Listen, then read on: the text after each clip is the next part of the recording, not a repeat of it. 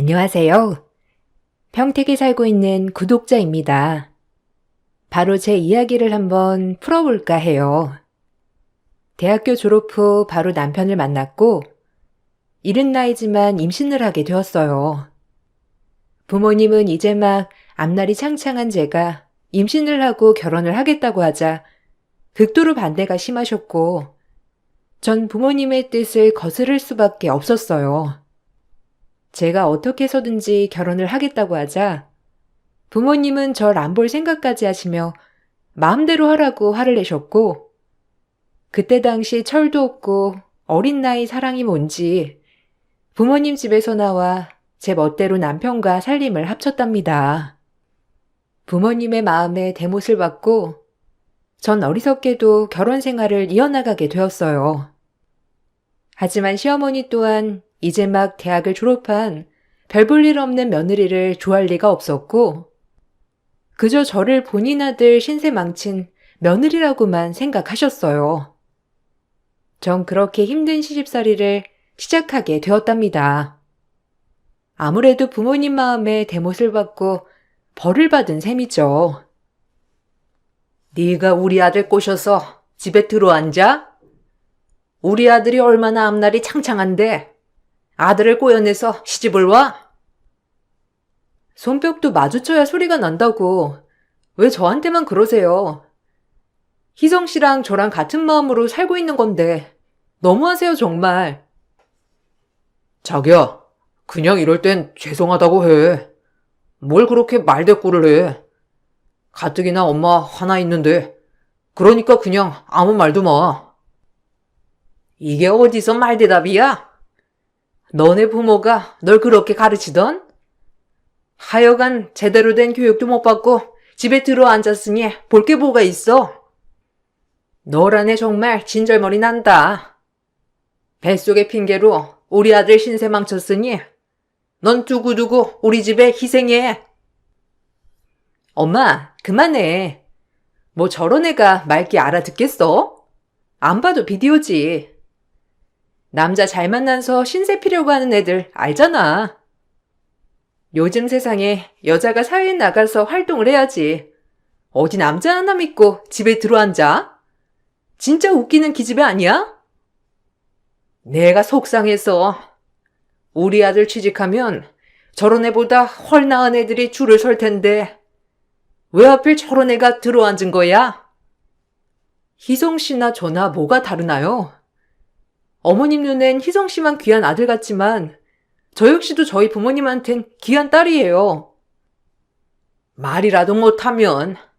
하여튼 꼴도 보기 싫으니까 낮엔 거실에 얼씬 놈아. 내가 너만 보면 혈압이 올라 쓰러지기 직전이야. 혼전 임신으로 살림을 합쳐서 그런지 시어머니와 시누이는 절 대놓고 무시했어요. 가진 게 몸뚱이라 몸뚱이 하나 믿고 본인 아들 신세를 망쳤다며 말이죠. 지금 생각하면 정말 못 참을 것 같은데 그때 제 나이 23살, 참 왜 이렇게 당하고 살았는지 정말 어린 시절이라고 생각이 드네요. 남편을 사랑했고 뱃속에 내가 책임져야 하는 아이를 위해서라도 모든 걸 감내하려고 한 결혼 생활이었지만 이따금씩 시어머니의 말도 안 되는 횡포를 견디기란 쉽지 않은 일이었어요. 늘 제 앞에서 저를 모욕하는 언행을 스스럼 없이 하셨거든요. 21세기였지만 전 조선시대를 살아가는 여자라고 해도 가언이 아니었답니다. 어디 저런 애를 들어앉혀? 내가 너 그러라고 대학 보내고 공부시켰는 줄 알아? 네가 취직만 잘하면 저런 애 말고 아주 좋은 여자들이 줄을 쓸 건데 네가 뭐가 모자라서 네 인생을 망치려고 하니? 내가 너 볼 때마다 속상해서 말이 다 안 나온다. 지금이라도 당장 제대 보내고 새 출발해. 애는 네 알 바 아니잖니. 원하면 양육비라도 준다고 하고 끝내 버려. 앞니 크게 내다봐. 조건이라면 저도 그렇게 좋은 조건 아니잖아요. 호르몬이 경제적으로 넉넉한 형편도 아니고 엄마 눈에만 귀하고 잘난 아들이지. 남들 눈에는 그렇지 않아요. 그러니까 민주한테 너무 뭐라고 하지 마세요. 민주도 얼마나 귀한 자식인데요. 귀한 자식인데 저렇게 부모랑 절연하고 이 집에 들어와 앉아있냐? 네가 어디가 어때서 남들 눈엔 성에 안 찬다는 거야? 덜 떨어진 놈. 여자 보는 눈이 없어가지고 되겠어? 그래, 포기다 포기. 네가 그렇게까지 하는데 내가 뭘 어쩌겠니? 아유, 못 살아. 시어머니는 항상 들으라는 식으로 절 무시했고 남편 하나 사랑한 죄로 모든 걸 감내해야 했던 시간들이었죠. 그러던 어느 날 어머님과 시누이가 웬일로 저에게 살갑게 굴며 말을 걸더라고요. 원래가 항상 쌀쌀맞은 분들이라 저에게 이렇게 다정하게 대해준다는 것이 조금 의아하기도 하면서 좋은 마음도 들었지만 그 다정에는 이유가 있는 다정함이었답니다. 올케, 내일 시간 좀 있어? 나 공부하는 거 알지? 다름이 아니라 내일 우리 도우미 아줌마가 갑자기 팔이 부러져서 못 나온다는 거야. 올케가 우리 아들이랑 남편 밥 좀 차려줬으면 하는데 어떻게 생각해? 어차피 올케도 집에만 있잖아. 그래, 너 집에만 있기 심심하기도 할 텐데 가서 좀 도와줘라. 네 시누이 공부하는데 이런저런 신경 쓰면 되겠니? 아, 내일이요? 네, 뭐 시간은 있는데 제가 그렇게 손이 빠르지 못해서 살림이 서툰데 괜찮으시겠어요? 배도 무겁긴 한데. 안 괜찮을 게 뭐야? 살림이야 하면서 느는 거지. 그럼 되는 줄 알게. 내일 우리 아들 학교 끝나고 픽업하고 집에 같이 오면 돼. 아, 그리고 재민이 예민하니까 비 좀 맞춰주고. 내 남편도 퇴근하고 오면 갓 지은 밥 먹어야 하니까 밥상도 부탁할게. 그럼 우리 딸은 다른 거 생각 말고 공부에만 전념하세요. 우리 딸은 법조인이 될 인물이잖아요. 그런 거 전혀 신경 쓰지 마. 결혼을 한 시누이는 로스쿨생이었고 이제 막학기를 남겨둔 학생이었죠. 공부하는 시누이 때문에 시어머니는 늘 그 집의 뒷바라지를 도왔고 그 뒷바라지가 오롯이 저의 몫이 되었어요. 사실 저 역시 집에만 있었기 때문에 도와주는 것은 어려운 일이 아니었고 착한 남편을 생각해서 이 집 식구들과 잘 어울려보고 싶은 마음이었죠. 제가 식구들과 잘 지내야 태어날 우리 아기도 그리고 남편도 다 순탄할 것 같은 마음이 들었거든요. 그렇게 시누이의 집안일을 한두 번 도와주게 되었습니다. 음식 솜씨는 서툴렀지만 조카가 제가 만든 간식과 음식을 참 좋아해 주었어요. 이 모습을 보고 시누이는 저에게 종종 아이를 맡겼는데 그것은 시작에 불과했어요. 처음엔 부탁을 그 뒤로 명령을 하는 시누이와 시어머니의 행포였거든요. 외숙모가 만든 음식 진짜 맛있어. 그리고 외숙모가 학교에 오니까 완전 다들 젊은 누나 맞다고 되게 부러워했다? 그래? 외숙모가 그렇게 맛있게 음식을 해줬어? 굼벵이도 구르는 재주가 있다더니 참 의외네. 그래 그럼 외숙모 자주 오라고 하자. 어차피 할 일도 없는 외숙모인데 우리 재민이 밥도 차려주고 학원도 픽업해주면 재민이도 좋겠지? 그러라고 해야겠다. 조카가 저를 좋아한다는 이유로 시어머니와 시누이에게 종종 부탁을 받았고 임신 중기까진 괜찮았지만 임신 막달이 되니 남의 집 일을 도와주는 것이 저로서는 너무 힘들었어요. 하지만 힘든 티를 낼 때마다 시어머니와 시누이는 저에게 핀잔을 주며 항상 화를 내었고 착하던 남편도 역시나 남의 편이었는지 처음엔 저를 안쓰러워하더니 점점 시누이와 시어머니 편을 들며 제가 시누이 집안일을 도와주기를 바랬어요. 어디 하나 마음 붙일 곳이 없는 참 서러운 날들이었어요. 재민이가 네가 만든 음식이 그렇게 맛있다고 하는데 너 그냥 좀 가서 도와줘라. 가족 좋다는 게 뭐니? 네 시누이 시험도 봐야 하고 여간 바쁜 게 아니잖아. 그게 보통 시험이니? 자그마치 우리 집안에서 변호사가 나오는 시험인데 난 허리가 아파서 가보고 싶어도 못 가보니까 네가 가서 좀 집안일도 도와주고 재민이도 봐주고 그래. 너도 맡은 바 역할은 해야지. 그래, 당신이 도와줘. 어차피 당신도 집에만 있기 적적해 했잖아. 이 김에 누나랑도 좀 친해지고 그러면 좀 좋아? 그래, 가족 좋다는 게 뭐야. 올케가 이런 일이라도 해야 우리 집에 걸맞은 며느리가 되는 거 아니겠어? 내가 변호사 되면 입싹 씻을 일도 없고 내가 올케 고생하는 거 누구보다도 다 알고 마음 써줄 거니까 부탁 좀 할게. 그럼 해주는 걸로 알게. 그래도 제가 매일 도와드리는 건 좀 힘들 것 같아요. 몸도 무거워지고 사실 중기 때까진 괜찮았는데 말기 되니까 힘들어서요. 누구네 안 낳아봤는 줄 알아? 진짜 엄살 떤다. 솔직히 올케 우리 집에서 받아준 것만으로도 감지덕지 아니야? 우리 아니었음 집에서도 쫓겨나서 미혼모 시설에 갈 뻔한 거잖아. 그런데 이 정도도 못해줘? 진짜 야박하다. 이래서 올케한테 정이 안 간다니까? 잔말 말고 재민이 봐줘. 이런 거라도 해야 이 집에 붙어있지. 이런 것도 안 하고 그런 꽁밥 먹으려 했어? 무조건 봐줘야 돼. 몸이 무거워져 매번은 힘들 것 같다고 거절하자 역시나 시누이는 저에게 막말을 하였고 그런 모습을 본 시어머니 또한 혀를 차시며 못마땅하게 생각하셨어요. 전 제 잘못이 아님에도 제가 또 뭘 잘못한 것 같은 마음에 죄책감이 들었죠. 그리고 집에 와 남편이 저를 설득하여 결국엔 시누이 집안일을 도와주기로 했답니다. 남편이 사정사정하며 부탁을 하니 거절할 수가 없었어요. 이 기회에 누나랑 친해지는 기회잖아.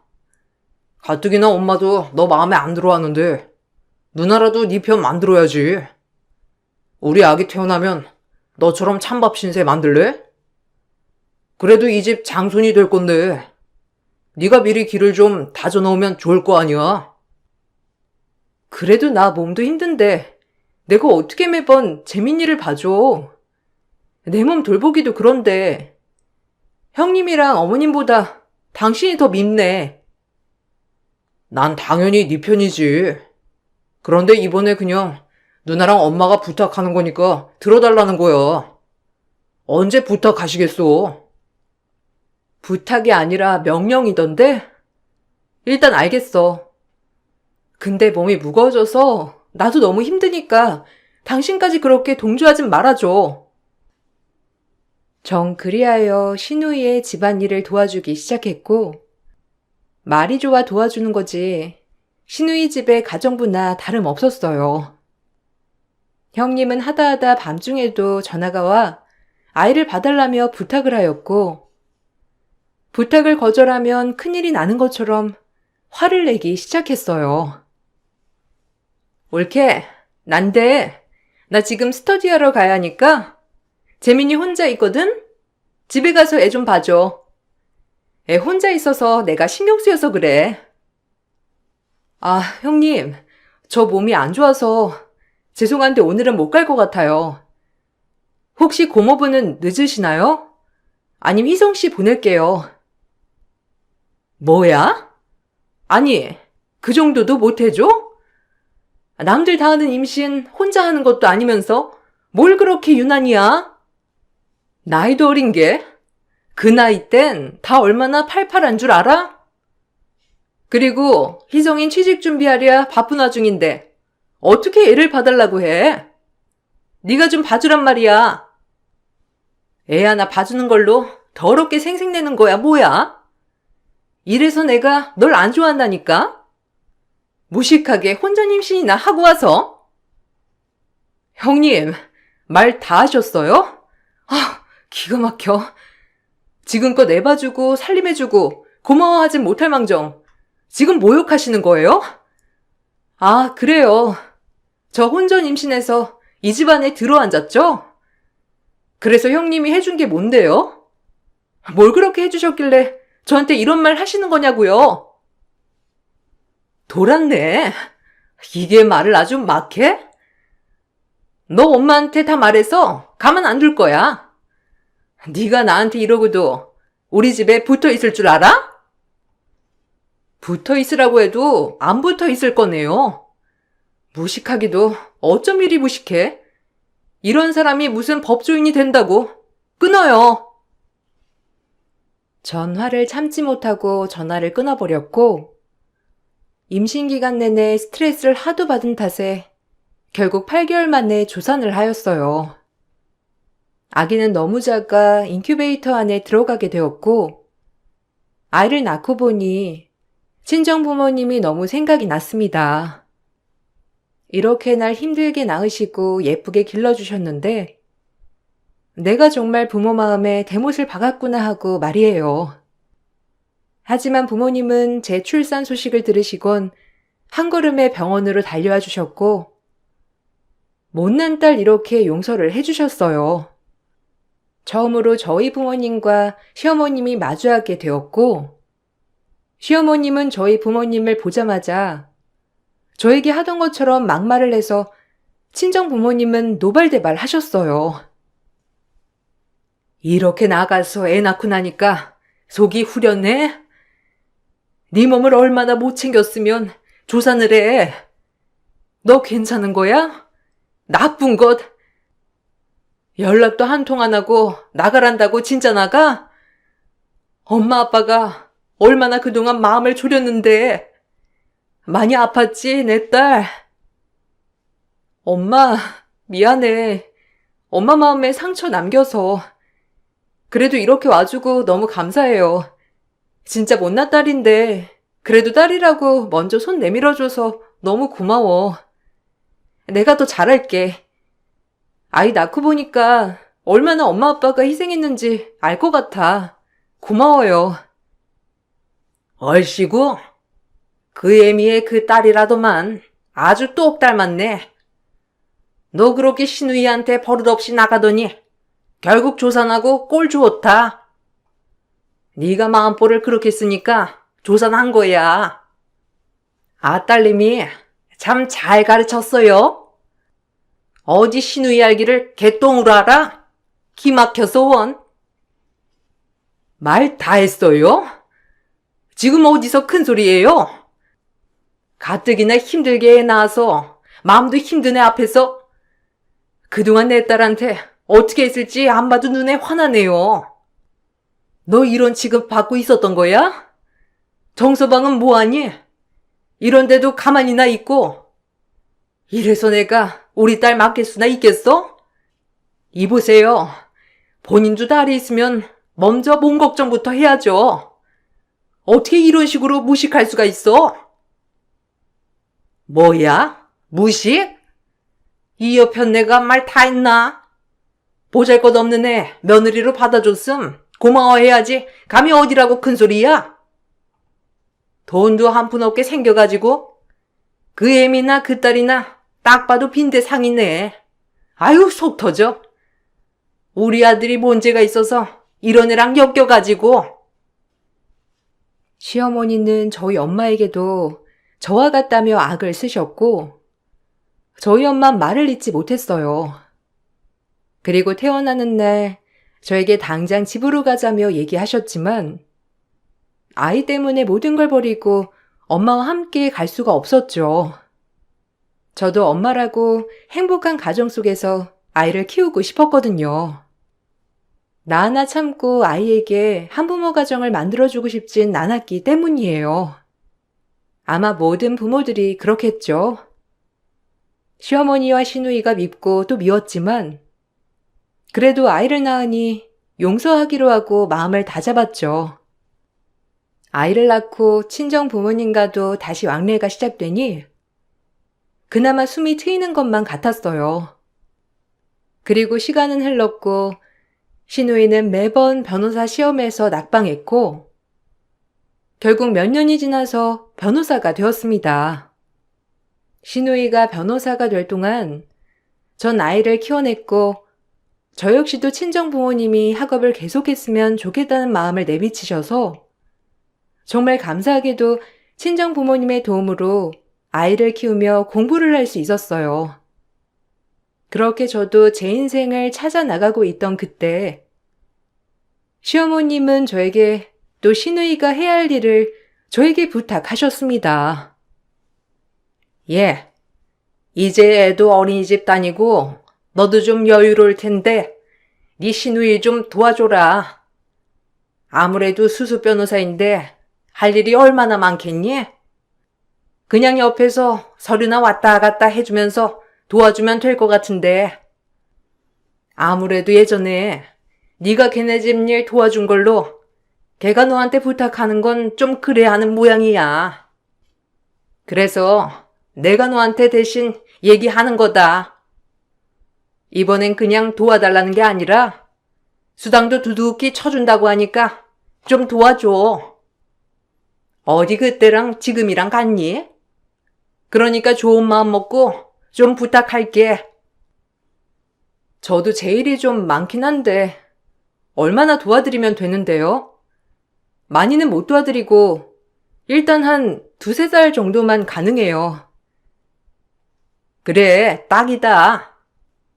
걔 수습기간이 2-3달이라고 했던 것 같은데 어쨌든 하는 거지?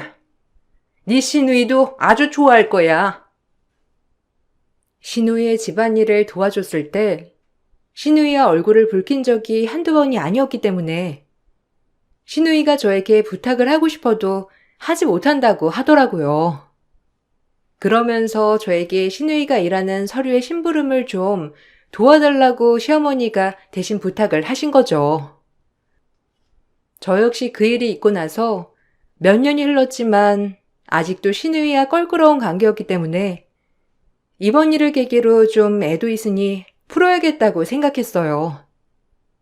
썩 내키진 않았지만 가정의 평화를 위해서 시어머니의 부탁을 수락했습니다. 그리고 시누이가 부탁한 서류들을 이리저리 다니면서 심부름을 하게 되었어요. 엄청 어렵고 힘든 일은 아니었지만 3개월 동안 시누이를 도와 이곳저곳 다니면서 서류를 떼고 전 그 서류를 여기저기 전달하며 발로 많이 뛰었답니다.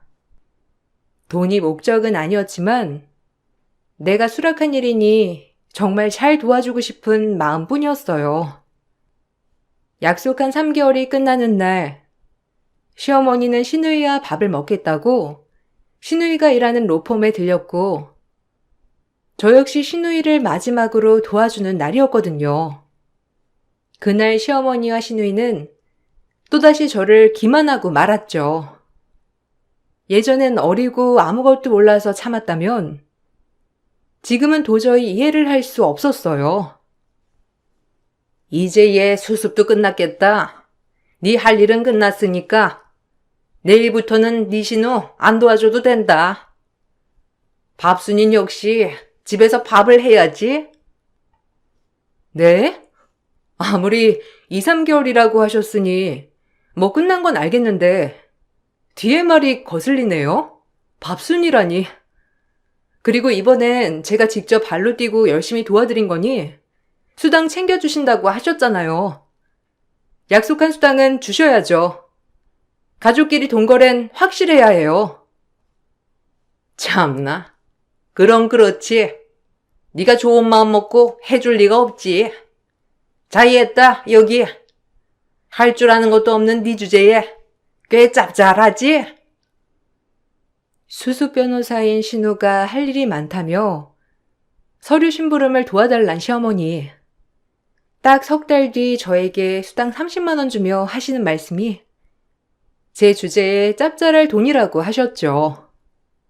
순간 너무 황당하고 또다시 저를 기만했다는 사실에 화가 난 그 순간이었어요. 장난해요, 지금?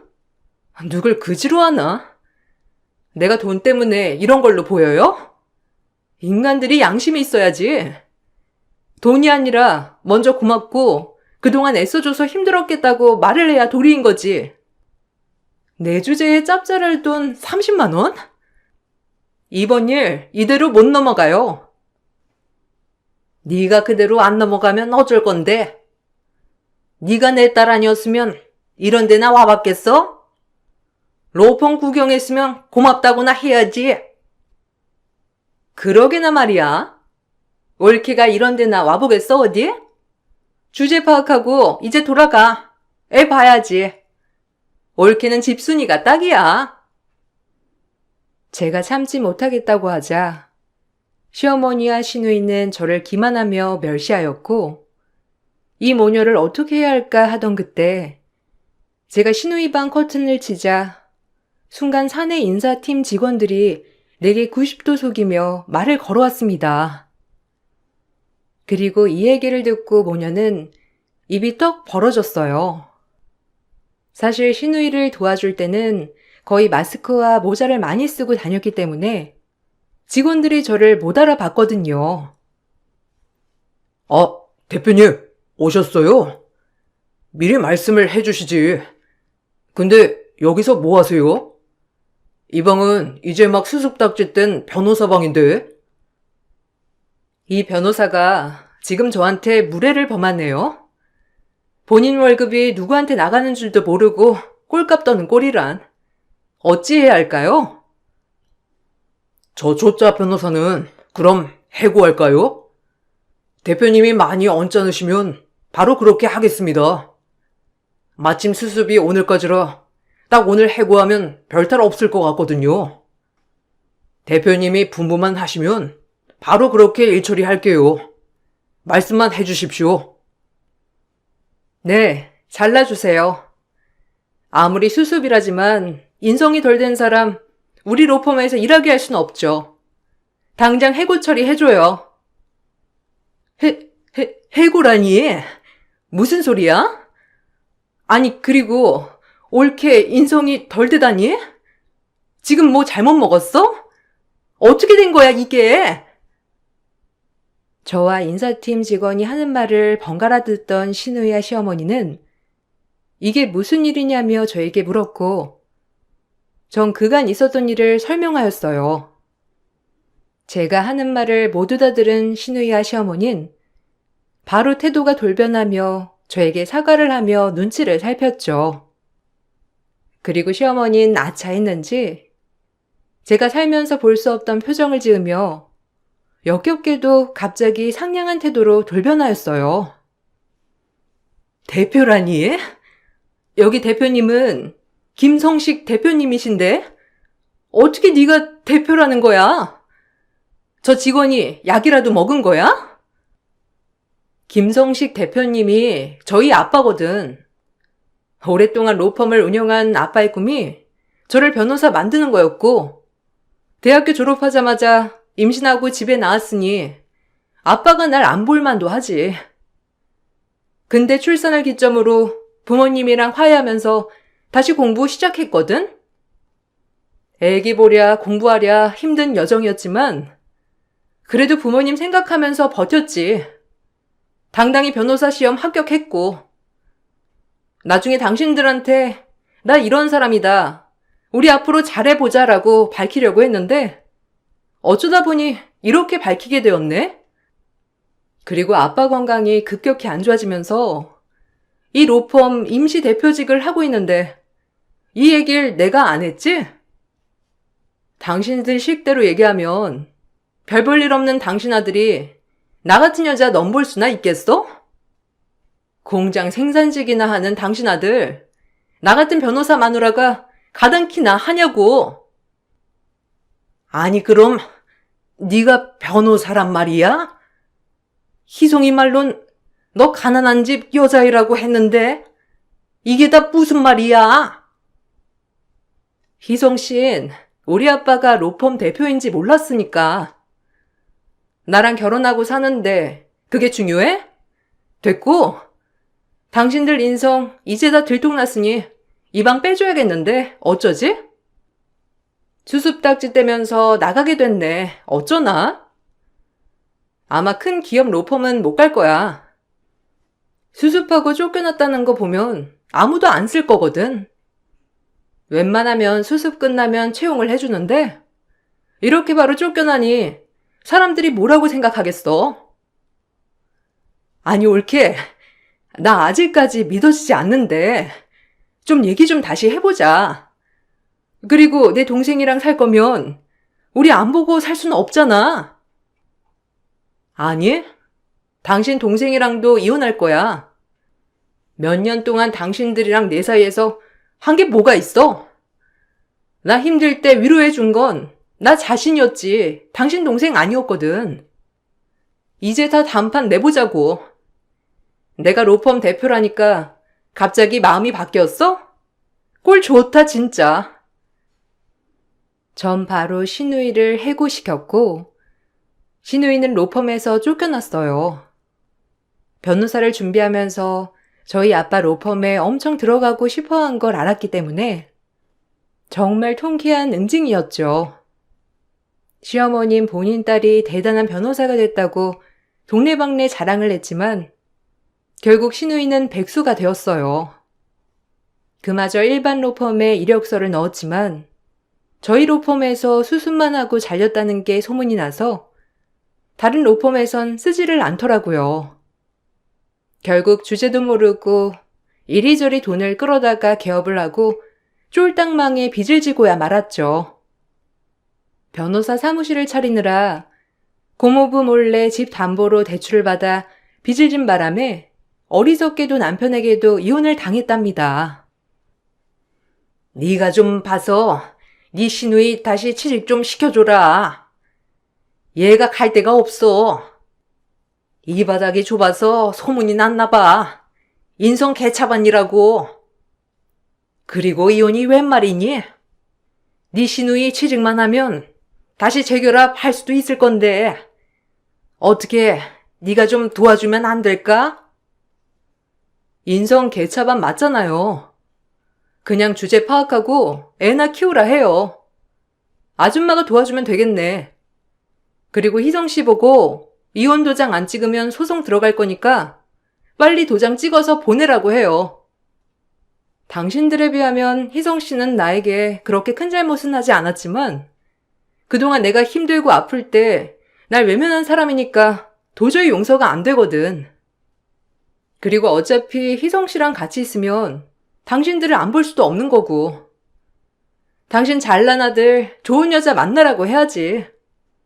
당신이 제일 원하던 거니까. 너 같은 며느리가 어디 있다고. 그리고 너네 사이에 애도 있잖아. 어떻게 그리 무자르듯 잘라내니? 내가 다 사과하마. 이제 와서? 참고 살아보려고 했고 더 잘 지내고 싶어서 시누이 심부름 해가면서 관계 회복에 힘썼는데 그때도 당신들은 날 무시하면서 돈 갖다가 멸시했지. 절대 못 참아. 그러니까 그냥 당신들도 이제 내가 하는 대가품 어디 한번 당해봐. 전 그 이후 남편과 협의 이혼을 했어요. 다행히 저에게 미안했는지 양육권과 친권 모두 넘겨주었고 남편은 절 붙잡지 않았죠. 옆에 있을 때 더 챙겨주지 못하고 그저 제가 참기를 바랐다는 것 인정하면서 그저 미안하다고만 하더라고요.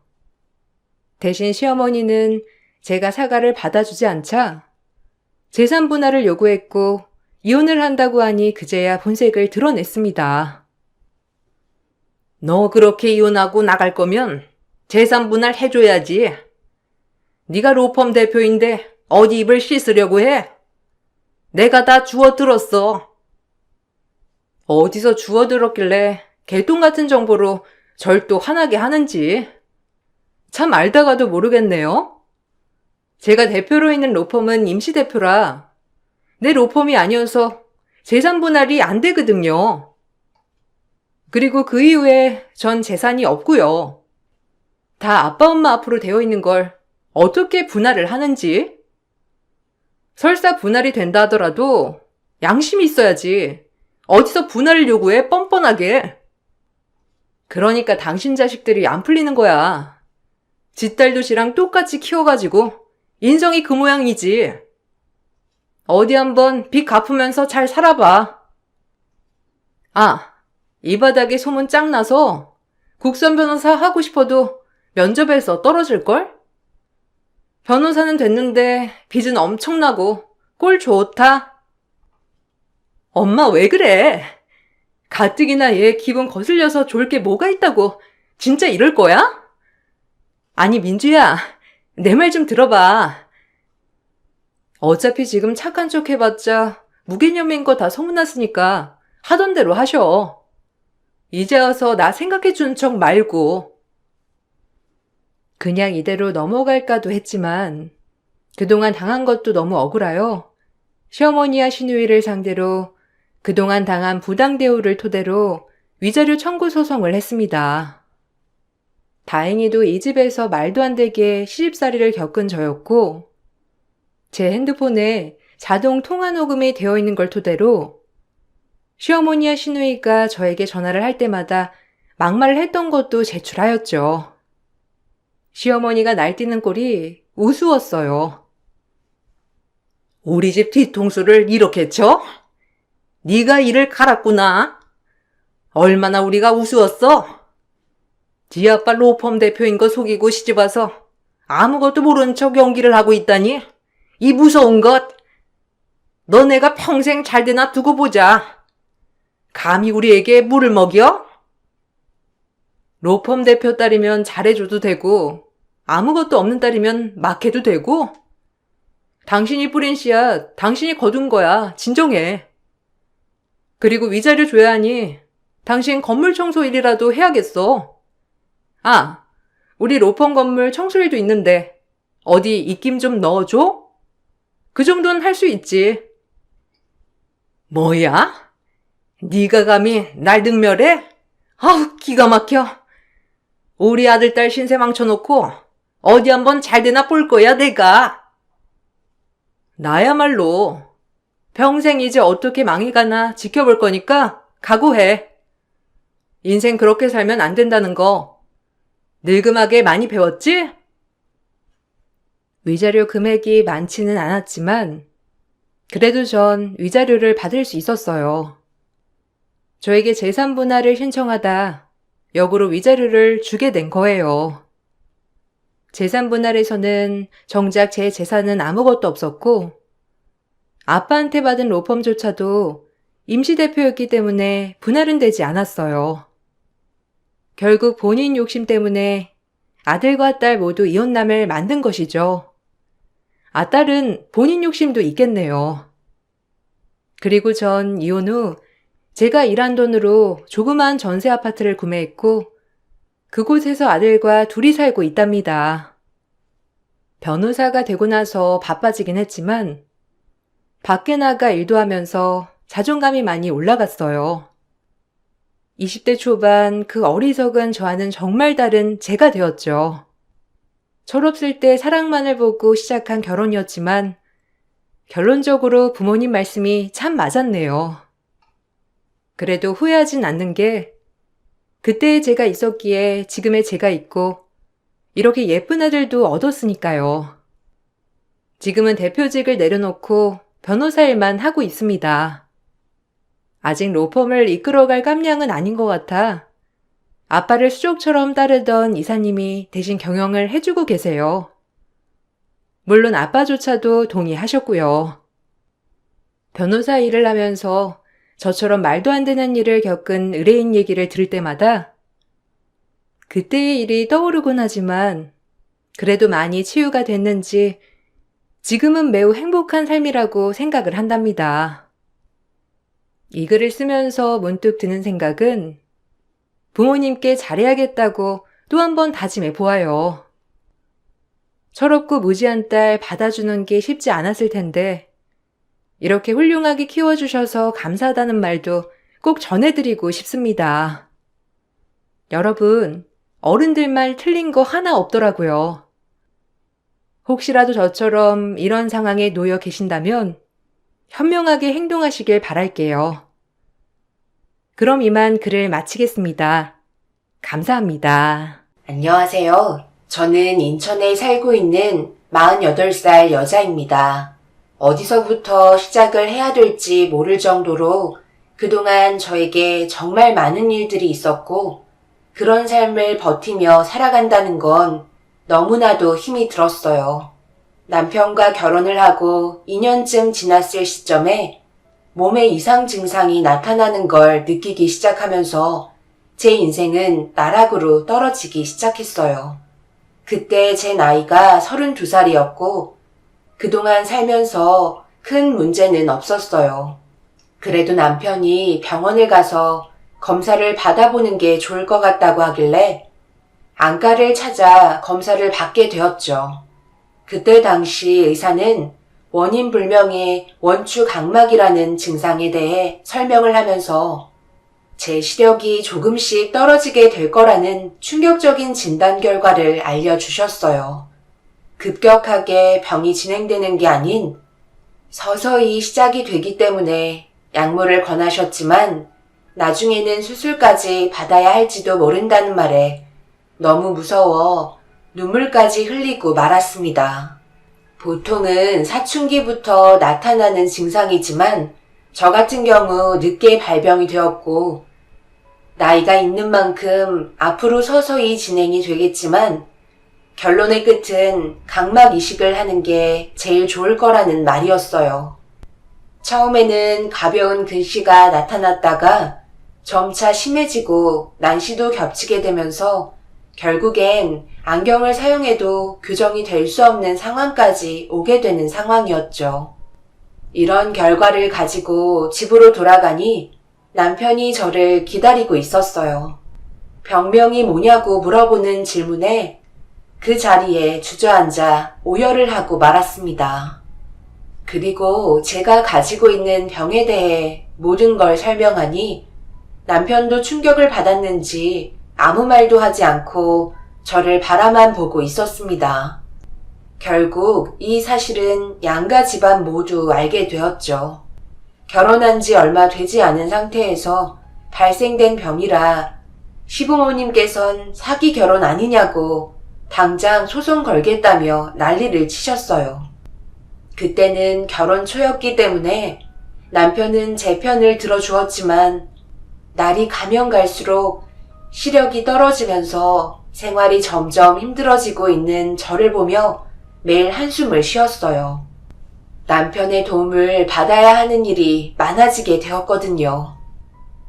아들, 내가 뭐라고 그랬어? 그때 그냥 이혼하라고 얘기했었잖아? 이제 어쩔 거야? 평생을 장님 마누라 데리고 살 거야? 약을 먹으면 뭐해? 눈이 벌써 백화현상이 일어났는데 이제는 거의 보이지도 않는다며? 더 이상 내 아들 앞길 막지 말고 이혼하거라. 10년간 살았으면 된 거 아니야? 앞도 안 보이는 마누라 데리고 사는 게 얼마나 불편하겠어? 민경아, 이제 그만하자. 이렇게 사는 건 둘 다 불행해지는 일인데 뭐하러 붙잡고 있는 거야? 제발 부탁이다. 그만하면 안 될까? 엄마, 그만 좀 하세요. 아픈 사람 앞에 두고 뭐 하는 거예요? 각막 이식 받으면 좋아진다고 했어요. 그러니까 좀 기다려주세요. 각막 이식을 받겠다고? 그게 언제인데? 내가 알아보니까 10년 기다려야 겨우 받는 사람들도 있던데? 그럼 그때까지 기다리겠다는 거야? 택진아, 엄마 쓰러지는 걸 보고 싶은 거니? 앞으로 너에게 주어진 인생 2번 다시 돌아오지 않는다. 그런데 왜 이렇게 미련한 선택을 하는지 모르겠다. 민경아, 네가 대신 좀 얘기해줘라. 이혼하자고 말을 하란 말이야. 왜 이렇게 이기적인 거야? 내 아들 인생 정말 망칠 일 있니? 눈도 안 보여서 애도 못 가지고 나는 며느리 하나 잘못 들여서 손주 하나 안아볼 수 없는데 내가 왜 너를 며느리로 데리고 있어야 하는지 모르겠다. 2번 말하게 하지 마라. 당장 이혼해. 저는 차마 제 입으로 남편에게 이혼하자는 말을 할 수가 없었어요. 그 사람 하나 바라보며 지금까지 버텨왔는데 정신적으로 의지할 수 있는 남편 곁을 떠난다는 건 상상조차 하기 힘들었어요. 결국 이혼하겠다는 말이 나오지 않자 시모는 눈이 안 보이는 저에게 달려들었고 머리채를 잡은 뒤 패대기를 치셨네요. 그렇게 한바탕 난리를 친 뒤에야 집으로 돌아가셨고 그때부터 시모는 저를 못 잡아먹어서 안달나셨어요. 남편도 중간에서 많이 힘들었는지 거의 매일 술을 먹었습니다. 정말 이혼을 해야 할 위기가 찾아온 것 같아 너무 두려웠어요. 더 이상 살고 싶지 않았어요.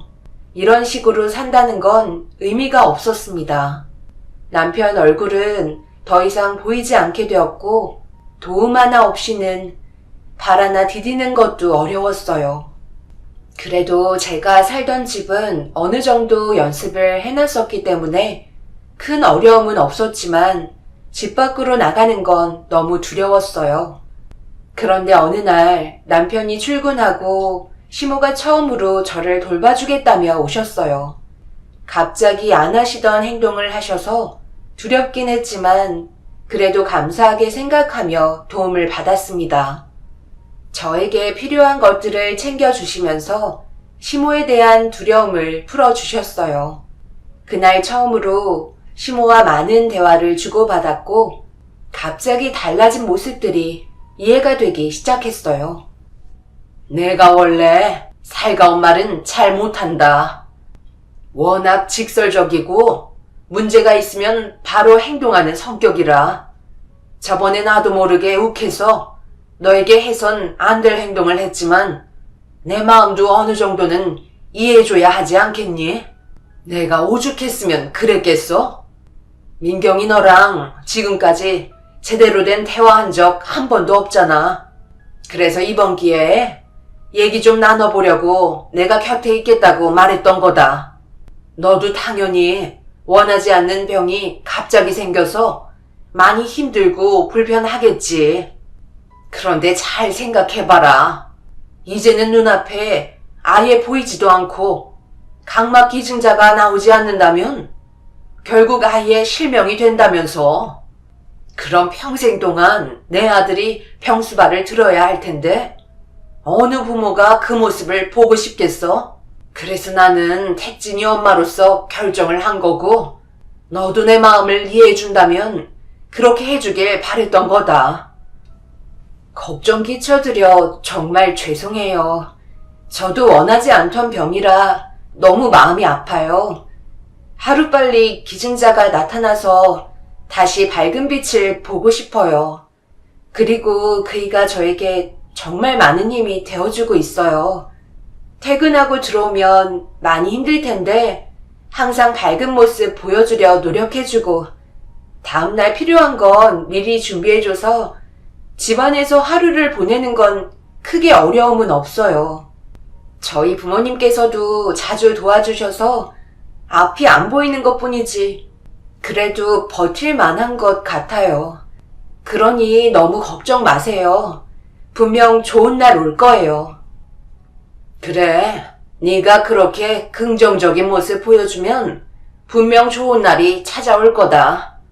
집에 있는 게 너무 답답한데 우리 잠시 밖에서 바람 좀 쐬고 올까?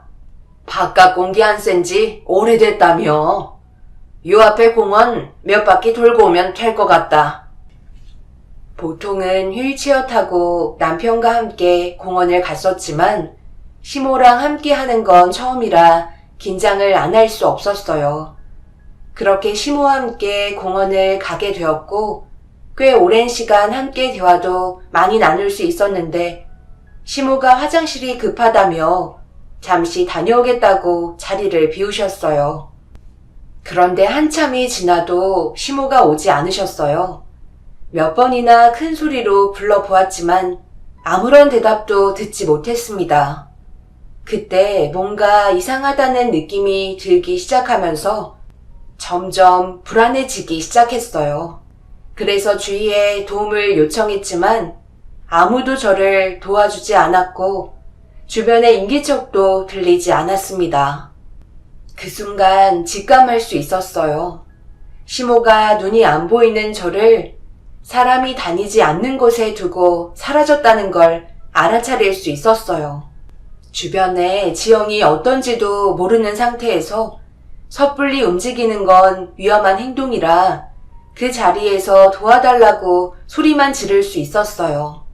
결국 그날 한 발자국도 움직이지 못하고 날이 밝을 때까지 기다려야만 했어요. 긴 시간 동안 홀로 버티고 있어야 한다는 게 너무 무서웠어요. 그동안 눈이 안 보여도 집에 있을 때는 잘 몰랐는데 위기가 처해진 상황에서 앞을 볼 수 없다는 건 엄청난 두려움으로 다가왔죠.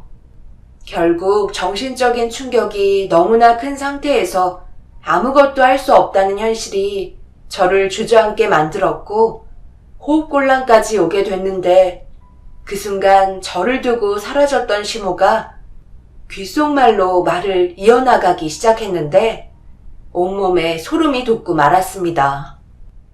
너는 밖으로 나오는 순간 아무것도 할 수가 없어. 내가 얘기했지? 절대 가만두지 않겠다고. 오늘은 그냥 경고야. 마지막으로 기회를 줄 테니까 2번 말하지 않게 해라. 이번 달 안에 이혼하고 2번 다시 엮이지 말자. 만약에 이혼을 안 하면 그때는 지금처럼 아무도 모르게 너를 사라지게 만들 거야. 그러니 생각 잘하는 게 좋아.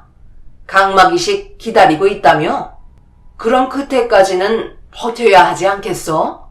아무도 찾지 않는 곳에서 세상 떠나는 것보다 차라리 이혼하는 게 좋지 않겠니? 오늘은 여기서 끝내고 들어가지만 다음은 더 심각해질 수 있다는 걸 진지하게 받아들여야 할 거야. 당연히 내 아들에겐 비밀로 해야 되겠지? 그럼 우리 이제 들어가 볼까? 배고프니까 오래간만에 택진이랑 함께 외식이나 하러 가자. 시모의 충격적인 말들에 너무 놀라 경악을 했어요.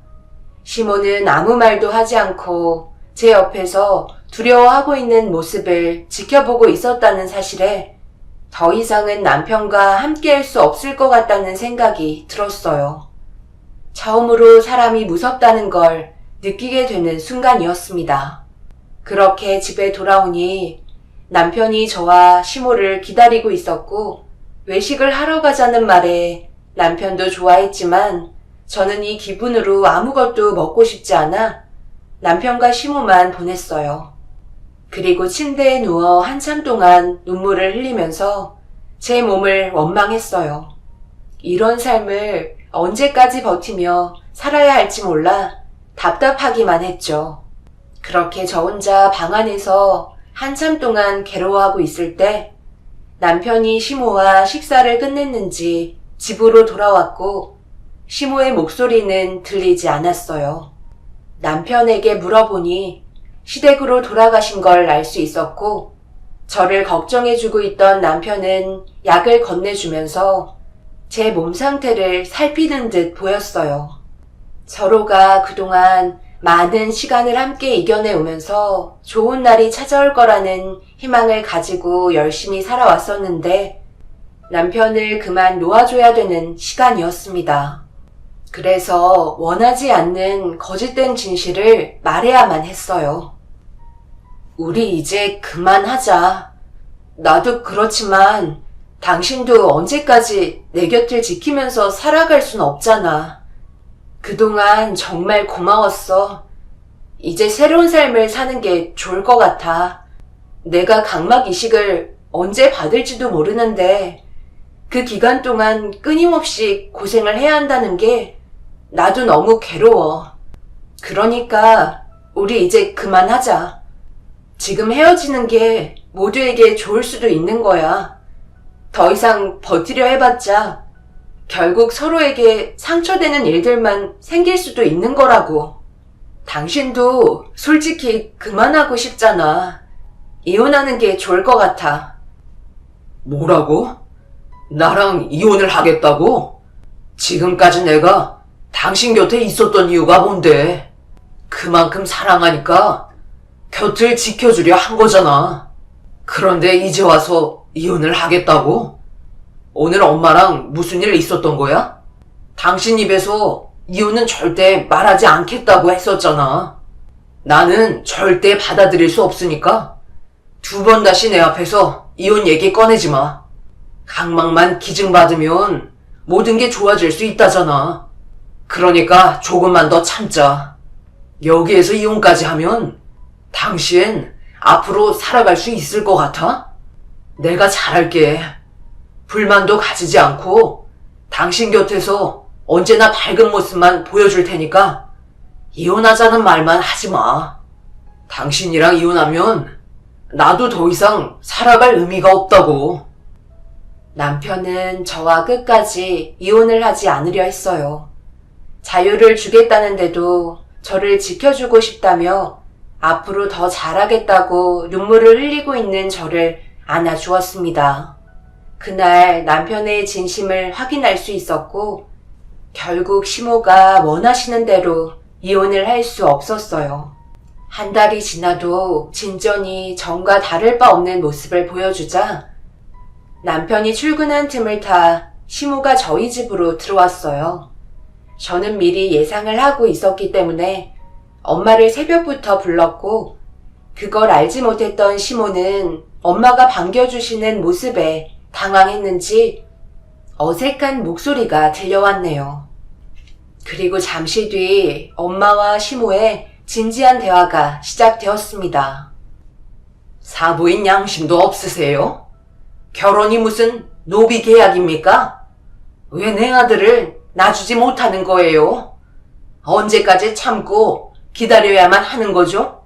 각막이식 대기자도 많아서 오래 걸리면 8년에서 10년까지 기다리는 사람들도 있다는데 그때까지 내 아들에게 장님 무료 봉사 하라는 거예요? 적당이라는 게 있어야죠. 그동안 일 시켜 먹었으면 그만 놔줄 때도 됐잖아요. 양서방이 물건이에요. 뭘 돌려달라는 건지 이해할 수가 없네요. 둘이 좋아서 지금까지 어려운 환경에서도 잘 이겨내고 있는데 뒤에서 응원은 못해줄 망정 이혼하라고 부추기는 게 엄마가 해야 될 역할인가요? 만약 양서방의 두 눈이 안 보였어도 우리는 아무런 대가도 바라지 않고 곁에서 보살펴줬을 겁니다. 그동안 한 번이라도 민경이 신경 써준 적 있으세요? 제가 저번에 따로 얘기해드리지 않았나요? 제 딸에게 함부로 대했다간 가만두지 않겠다고 분명히 말씀드렸던 것 같은데요.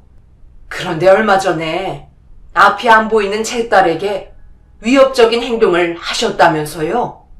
그 말을 듣고 얼마나 화가 치밀었는지 아세요? 지금 당장 사돈머리를 죄다 뜯어버리고 싶은 거 참고 있는 거니까 좋은 말 할 때 민경이 건들지 않았으면 좋겠네요. 사돈도 마찬가지겠지만 저도 똑같이 자식 가진 엄마인데 그런 충격적인 일을 당했다고 얘기하면 부모 입장이 어떻겠어요? 그래서 지금 우리 아들이랑 계속 붙어있게 하겠다는 말이에요? 정말 보자 하니까 끝까지 해보겠다는 거죠? 엄마와 시모는 점점 더 언성이 높아졌고 무서울 정도로 심각한 대화를 이어나갔어요. 결국 듣고 있던 제가 문을 열고 그만하시라고 애원하자 엄마가 저를 데리고 자리를 먼저 피하시면서 상황은 마무리가 되었습니다. 앞은 보이지 않지만 시모가 저를 분노하는 눈빛으로 바라보고 계신 게 온몸으로 느껴졌어요. 저희가 방에 들어가 나오지 않자 시모는 잠시 뒤 집으로 돌아가셨습니다. 엄마는 앞으로 무슨 일이 일어날지도 모르기 때문에 부모님 집에서 함께하길 원했지만 남편 혼자 두는 건 좋은 생각이 아닌 것 같아 괜찮다고 얘기했어요. 그렇게 한참 동안 엄마가 자리를 지켜주고 있다가 아빠가 퇴근할 시간이 되셨는지 저녁 준비하러 가봐야 할 것 같다며 곧 남편도 올 시간이라 엄마는 먼저 집으로 돌아가셨습니다. 그런데 잠시 뒤 침대에 몸을 눕히려는데 방문이 열리는 소리가 들렸고 순식간에 제 머리채를 잡아 거실로 끌고 갔어요. 내가 밖으로 나간 줄 알았지? 현관문만 열고 닫은 뒤 숨어 있었다. 너는 내가 하는 말이 우습지? 분명히 얘기했을 텐데. 오늘 끝장을 봐야 되겠다. 우리 둘 다 그냥 세상을 떠나는 게 좋겠어. 어디서 되지도 않은 머리로 나를 가지고 놀려 그래? 어머니, 이것 좀 놓고 얘기하세요. 저는 그이랑 이혼할 생각이 전혀 없다고요. 저희가 알아서 할 문제인데 더 이상 참견하지 마세요. 그이도 저랑 이혼하지 않겠다고 확실하게 얘기했어요. 두 번 다시 저희 집에 찾아오지 마세요. 엄마, 이게 지금 뭐 하는 짓이에요? 왜 민경이를 못 살게 하는데요? 제가 이 사람 선택했으니 끝까지 책임지는 건 당연한 거잖아요. 그리고 민경이가 두 눈이 안 보여도 사랑하는 마음 지금까지 변함없어요. 엄마가 저희들 떼놓으려 하셔도 소용없다고요. 그럼 선택해라. 너 배 아파 낳은 엄마랑 함께 갈래? 아니면 눈도 안 보이는 바퀴벌레 같이 빌붙어있는 쟤랑 평생 함께 할래? 엄마가 저를 낳아주신 건 정말 감사하게 생각하고 있어요. 그래서 민경이도 만날 수 있었고요. 그래서 저는 누구 하나 선택할 수 없어요. 평생 함께 살아가고 싶은 마음뿐이에요. 그러니 제발 여기에서 그만 멈춰주세요. 엄마의 실망스러운 모습 더 이상 보고 싶지 않아요. 저를 사랑한다면 일방적인 모습이 아닌 제 의견도 존중해 주셨으면 좋겠어요. 그리고 당분간 저희 집에 찾아오시는 건 자제 부탁드릴게요. 저희 모두 힘들어지는 건 원치 않아요. 저 좀 쉬어야 할 것 같아요. 이만 돌아가 주세요. 시모와 남편은 끝도 없이 계속해서 대화를 이어나갔고 결국 남편이 눈물을 흘리기 시작하자 당황하셨는지 시모는 집으로 돌아가셨습니다. 그리고 남편은 저에게 친정에서 당분간 지내는 게 좋을 것 같다는 말을 꺼냈고 다른 지역으로 이사를 가는 게 서로의 정신 건강에 좋을 것 같다는 판단을 내렸습니다. 결국 저는 친정에 들어와 부모님의 보살핌을 받으며 남편이 부를 때까지 기다리고 있었어요. 그리고 한참의 시간이 지난 뒤에야 남편은 저를 데리고 새로운 지역에서 다시 시작하게 되었습니다. 남편은 전에 살던 집의 구조와 거의 비슷한 구조의 집을 찾다 보니 늦은 거라며 그동안 있었던 일에 대해 설명해 주었어요. 저희 부모님도 새로 이사한 집이 궁금하셨는지 찾아와 주셨고 남편은 저희 엄마에게 현관문 비밀번호를 알려드렸습니다. 그날 이후 시모의 목소리는 두 번 다시 들을 수 없었고 남편에게 물어보니 각막 이식 수술 받을 때까지 인연 끊는 게 좋을 것 같다는 남편의 결정에 아무 말도 하지 않았습니다. 타 지역으로 이사 오게 되면서 남편의 출근 거리가 더 길어지는 바람에 최대한 엄마가 제 곁을 지켜주셨어요. 그렇게 서로 배려하면서 살아가다 보니 어느새 몇 년의 시간이 더 흘러버렸습니다. 단 한순간도 이식을 받을 수 있다는 희망을 놓지 않았어요. 그리고 그토록 바라던 각막 이식을 받을 수 있다는 소식을 접할 수 있었습니다. 이식 받기까지 정말 오랜 시간이 걸렸어요. 병원에서 상담을 받아보니 제가 받게 될 각막은 해외에서 직접 오는 각막이었어요.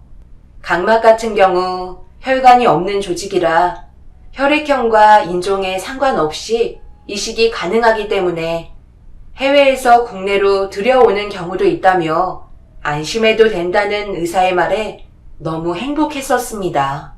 그리고 그토록 바라던 각막 이식 수술을 받게 되었고 성공적으로 끝났다는 의사의 말에 정말 신기하게도 어둡게만 보였던 제 시야에 빛이 들어오기 시작했어요. 다시 앞을 볼 수 있다는 간절한 마음이 이루어지는 순간이었습니다.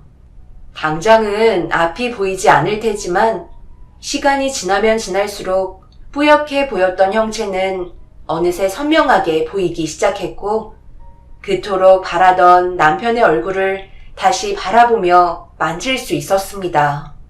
제 기억 속에 남아있던 남편의 모습과는 달리 많이 상해버린 얼굴이 제 마음을 아프게 했지만 그래도 앞으로 남은 인생 행복하게 다시 살아갈 수 있을 것 같다는 생각에 너무 기뻤고 저희 가족 모두 매 순간이 새롭게 느껴졌어요. 그렇게 잘 지내고 있던 어느 날 눈도 완벽하게 정상으로 돌아오게 되면서 남편이 저를 바라보며 조심스럽게 할 말이 있다며 제 손을 잡았습니다. 그리고 다가오는 설날에 시댁에 잠시 들리는 게 좋을 것 같다고 힘겹게 말을 꺼내길래 두 눈도 보이는 마당에 거절할 필요는 없을 것 같아 함께 가겠다며 고개를 끄덕였어요. 제가 다시 정상으로 돌아온 모습을 보여드리고 싶었고 그동안 당했던 만큼 그대로 되돌려 드리고 싶었습니다. 그렇게 설날이 다가오고 남편과 함께 시댁을 향하게 됐는데 어찌나 떨리던지 가슴이 두근거렸어요. 그 이유는 남편이 제가 앞이 보인다는 걸 아직 얘기하지 않았다며 제가 직접 얘기해 주길 바라고 있었습니다. 그래서 선글라스를 착용하고 시댁에 들어갔어요. 저는 앞이 안 보이는 척 남편에게 부축을 받으면서 들어갔고 시부는 저를 바라보면서 어색한 미소로 그동안 잘 지냈었냐고 물어보시길래 가볍게 인사를 드렸습니다. 그런데 시모는 어디 가셨는지 보이시지 않길래 시부에게 여쭤보니 때마침 점심을 먹고 계셨다며 저와 남편을 주방으로 불렀고 시모는 저와 남편이 왔는데도 아무 말 하지 않고 식사를 하시고 계셨어요. 그런데 제 눈앞에 시모가 충격적인 모습을 하고 계셨고 말도 안 되는 모습에 입을 다물지 못했습니다. 시모는 식사를 하다가 숟가락을 식탁 밑으로 떨어뜨려 바닥에 있는 숟가락을 주우려 몸을 숙이시길래 저도 식기를 줍는 척 식탁 밑을 더듬는 척 시모를 바라보았는데 충격적이게도 시모는 저를 알아보지 못하셨어요. 저는 바닥에 떨어진 숟가락을 주워서 시모에게 건네드리자 웃으면서 아들 왔냐고 저를 보며 미소를 보이셨네요. 제 눈에 기막힌 광경은 할 말을 잃게 만들었고 남편에게 어떻게 된 거냐고 물어보게 되면서 시모에게는 그동안 제가 알지 못했던 충격적인 사고가 있었습니다. 우리랑 연락 끊은 지 몇 년 됐을 때 갑자기 아빠한테 전화가 왔어. 엄마가 교통사고를 당하셨는데 심각한 상태라는 소식을 접하게 되었지. 그래서 몇 년 만에 병원을 찾아가니 엄마는 교통사고로 인해 시신경 손상이 오게 되셨고 두 번 다시 앞을 볼 수 없는 상황이 되어버렸던 거야. 도저히 믿을 수 없는 일이 펼쳐져서 한동안 너무 힘들었었는데 이 사실을 당신에게 알려주고 싶지 않았어. 앞이 안 보이는 고통을 당신이 제일 잘 알고 있는데 이런 사고가 있었다는 걸 알게 되면 얼마나 마음이 아프겠어. 그리고 그때 당시 당신 몸도 좋지 않았잖아. 나는 엄마가 두 눈이 보이지 않게 된 이후부터 자주 왔다 갔다 했었는데 현실을 받아들이지 못하시던 엄마가 너무 괴로워하셨지. 그리고 그제서야 당신의 아픔을 알게 되셨더라고. 그런데 더 큰 문제는 여기서 끝난 게 아니야. 시신경이 손상되면서 청각에도 후유증이 왔는지 소리가 점점 들리지 않는다고 하시길래 급하게 병원에서 검사를 받아봤지만 양쪽 다 거의 청각을 잃어버린 상태셨어. 회복은 불가능할 거라는 판정을 받게 됐지. 그리고 지금 당신이 보고 있는 것처럼 누군가의 도움이 없으면 한 발자국도 움직이지 못하시는 상태가 되어버렸어. 듣지도 못하고 볼 수도 없게 된 거야. 앞으로 평생을 이렇게 살아야 한다는 게 너무 괴롭고 힘드네. 그래서 주말이라도 부모님 집에 내려와서 엄마를 보살펴 드려야 할 것 같아. 당신에겐 정말 미안하지만 어쩔 수 없는 상황이라 이해해 주길 바래. 남편의 충격적인 말에 경악을 했어요. 그래서 저희 모두 식탁에 앉아 대화를 하고 있는데도 시모는 아무것도 듣지 못한 채 앞에 놓여있는 음식들을 힘겹게 입에 넣고 계셨네요. 저보다 더한 상황에 처해진 시모를 보니 기분이 이상하더라고요.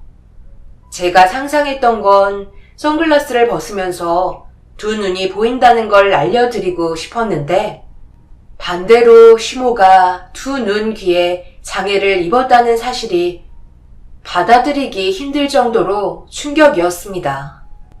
그리고 지금 현재까지 남편은 주말마다 시댁에서 시모를 보살펴 드리고 있어요. 과거에 눈이 보이지 않는 저한테 몹쓸 행동을 보이셨지만 저 또한 남편을 따라 시댁에 찾아가 시모를 살펴드리고 있습니다. 과거에는 두 번 다시 보고 싶지 않았지만 지금은 안쓰럽기만 하네요. 시모를 바라보고 있는데 현실을 받아들이는 게 많이 힘드신지 자주 눈물을 흘리십니다. 제 두 눈이 보여 옆에서 바라보고 있는 것도 모르고 계신 모습이 참 안타깝습니다. 분명 저에게 했던 행동들을 후회하고 계시겠죠. 저희 부모님께서도 시모의 소식을 접하신 뒤에 상당한 충격을 받으셨네요. 엄마는 저에게 했던 행동을 되돌려 받으신 거라며 씁쓸해 하셨습니다. 남편은 시모를 요양원에 보내드리는 게 어떻겠냐고 시부와 대화를 하고 있는 중이에요. 그만큼 시모를 혼자서 감당하실 수 있는 상황은 아니기 때문에 제 생각에도 요양원으로 보내드리는 게 모두를 위한 길인 것 같습니다. 사람 일 한 치 앞도 모른다고 이렇게 상황이 역전될 거라고 누가 알았겠어요. 본인의 잘못된 행동은 언젠가 되돌아오는 것 같아요. 제 사연을 들어주신 여러분들께서는 가족과의 관계를 잘 유지하시길 바라며 언제나 주어진 삶에 행복을 찾으셨으면 합니다. 감사합니다. 안녕하세요. 저는 울진에 살고 있는 40대 초반 여자입니다. 5년 전에 잠깐 스쳐 지나갔던 인연이 저에게 많은 변화를 가져다 주게 되면서 인생까지 바뀌게 되는 놀라운 일들이 눈앞에 펼쳐져 이렇게 사연을 신청하게 되었네요. 10년 전 남편과 결혼을 하고 시부모님 식당 일을 도우며 살아왔었어요.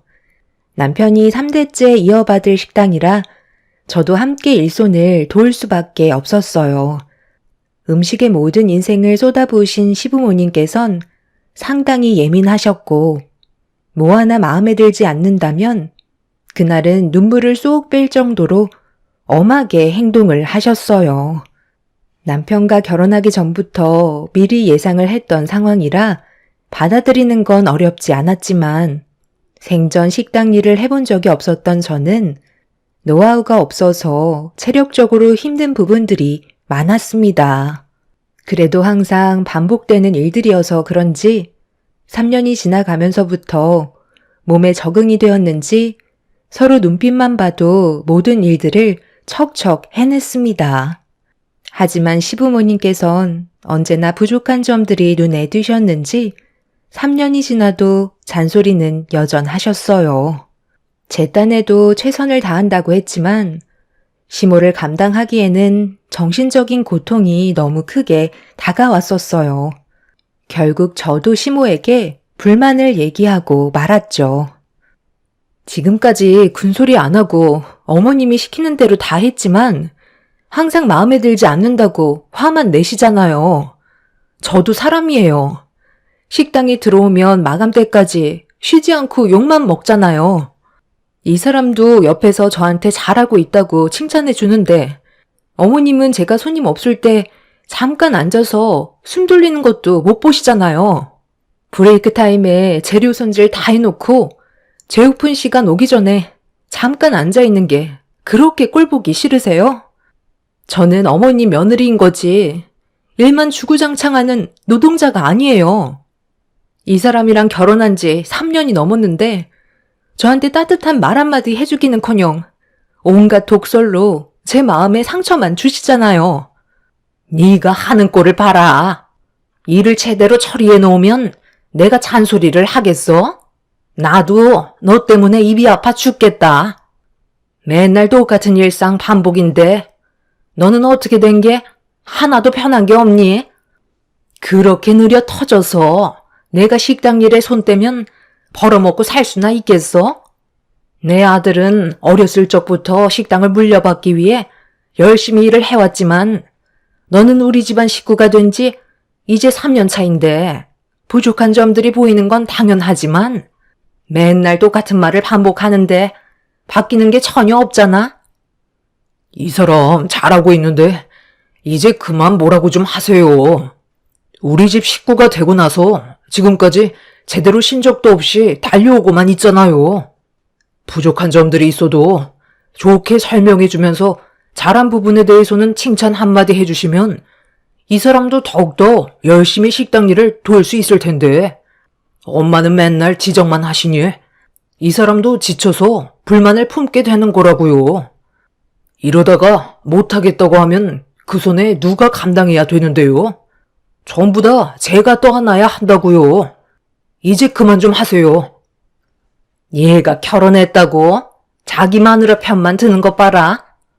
엄마는 이 나이 먹고 식당에 나오고 싶은 줄 알아?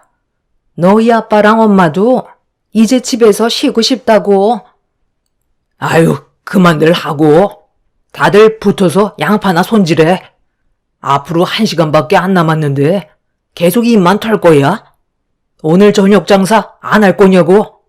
해야 될 일부터 끝내고 하고 싶은 말 하면 되잖아. 오늘 마감 끝나고 다들 모여서 진지하게 대화 좀 나눠야 되겠다.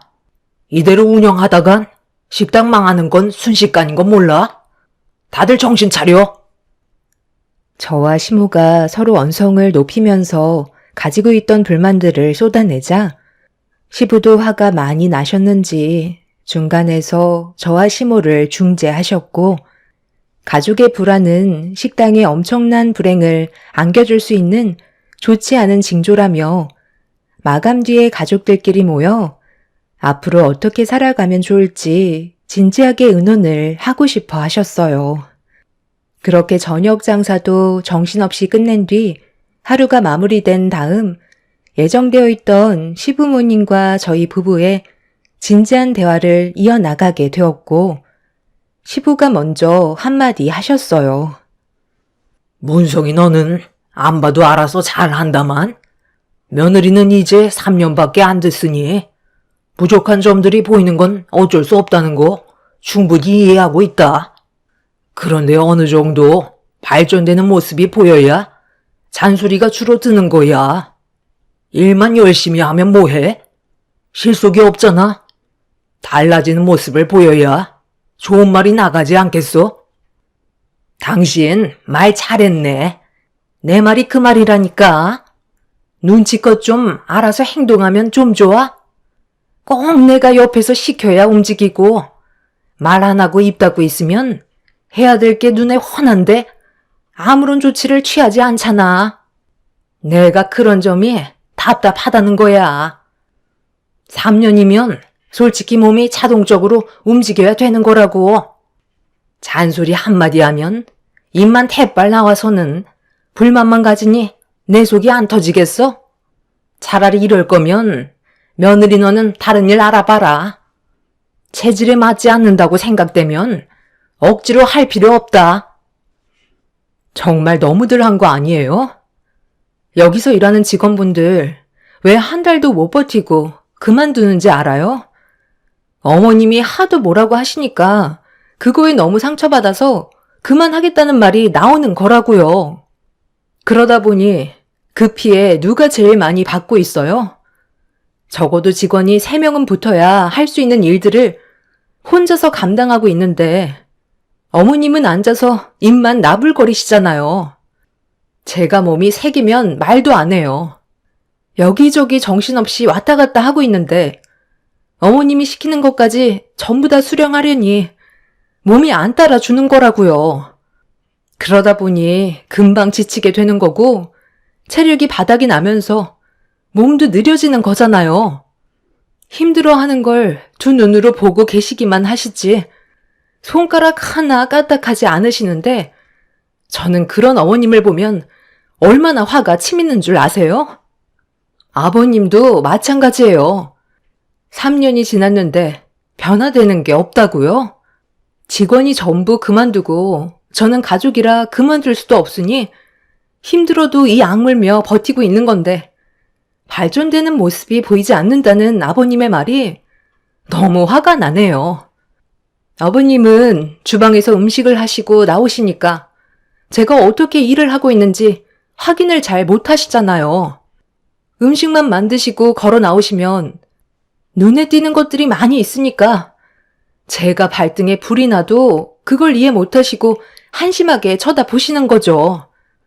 그럴 때마다 저 정말 서운해요. 방금 어머님께서 식당 일 그만해도 된다고 하셨죠? 차라리 다른 일 알아보는 게 좋겠어요. 이런 대우 받으면서 힘들게 희생하며 살 필요는 없을 것 같아요.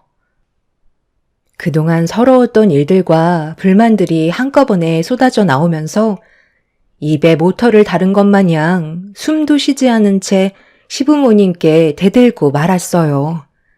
이런 저를 멍하니 바라보신 시부모님께선 많이 당황스러우셨는지 말을 제대로 이어가지 못하고 계셨어요. 남편도 제가 얼마나 힘들고 서운했으면 이렇게까지 하겠냐고 시부모님께 불만을 털어놓게 되었죠. 제가 일을 그만두고 다른 일을 알아보겠다고 하자 시모는 그동안 저를 데리고 일을 가르치셨던 게 아깝다고 생각을 하셨는지 답답해서 했던 말이었다며 더 이상의 대화를 이어나가지 않기 위해 회피하셨어요. 자리에서 일어나 먼저 식당 밖으로 나가시면서 상황은 대충 마무리가 되었죠. 끝까지 이해를 해주지 않으셨던 시부모님과 안 좋은 감정을 풀지 못한 채 대화가 단절되어 버리니 저도 너무 답답하더라고요.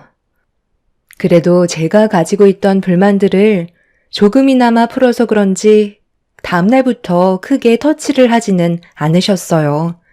그렇게 각자 맡은 일을 하면서 지내다 보니 얼마 지나지 않아 시부모님께서는 또 똑같은 모습으로 돌아가셨어요. 그때 제가 아무리 열심히 해봤자 달라지는 건 아무것도 없다는 걸 확실하게 느끼게 되었죠. 그래서 남편한테 너무 힘들다며 함께 일을 하지 못할 것 같다고 진지하게 고민한 끝에 직원을 구할 때까지 식당 일을 돕기로 결정을 하게 되었어요.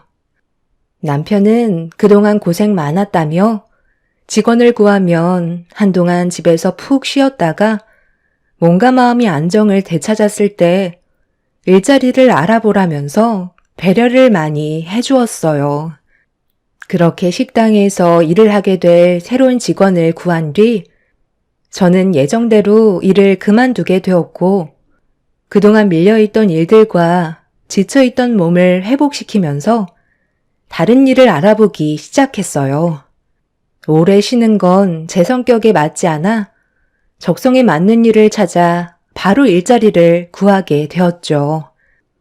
그런데 남편이 밖에서 누군가한테 목소리를 높이면서 들어오지 말라고 화를 내고 있길래 무슨 상황인지 인터폰으로 밖의 상황을 확인해 보니 시부모님께서 남편과 함께 안 좋은 대화를 주고받고 있었습니다.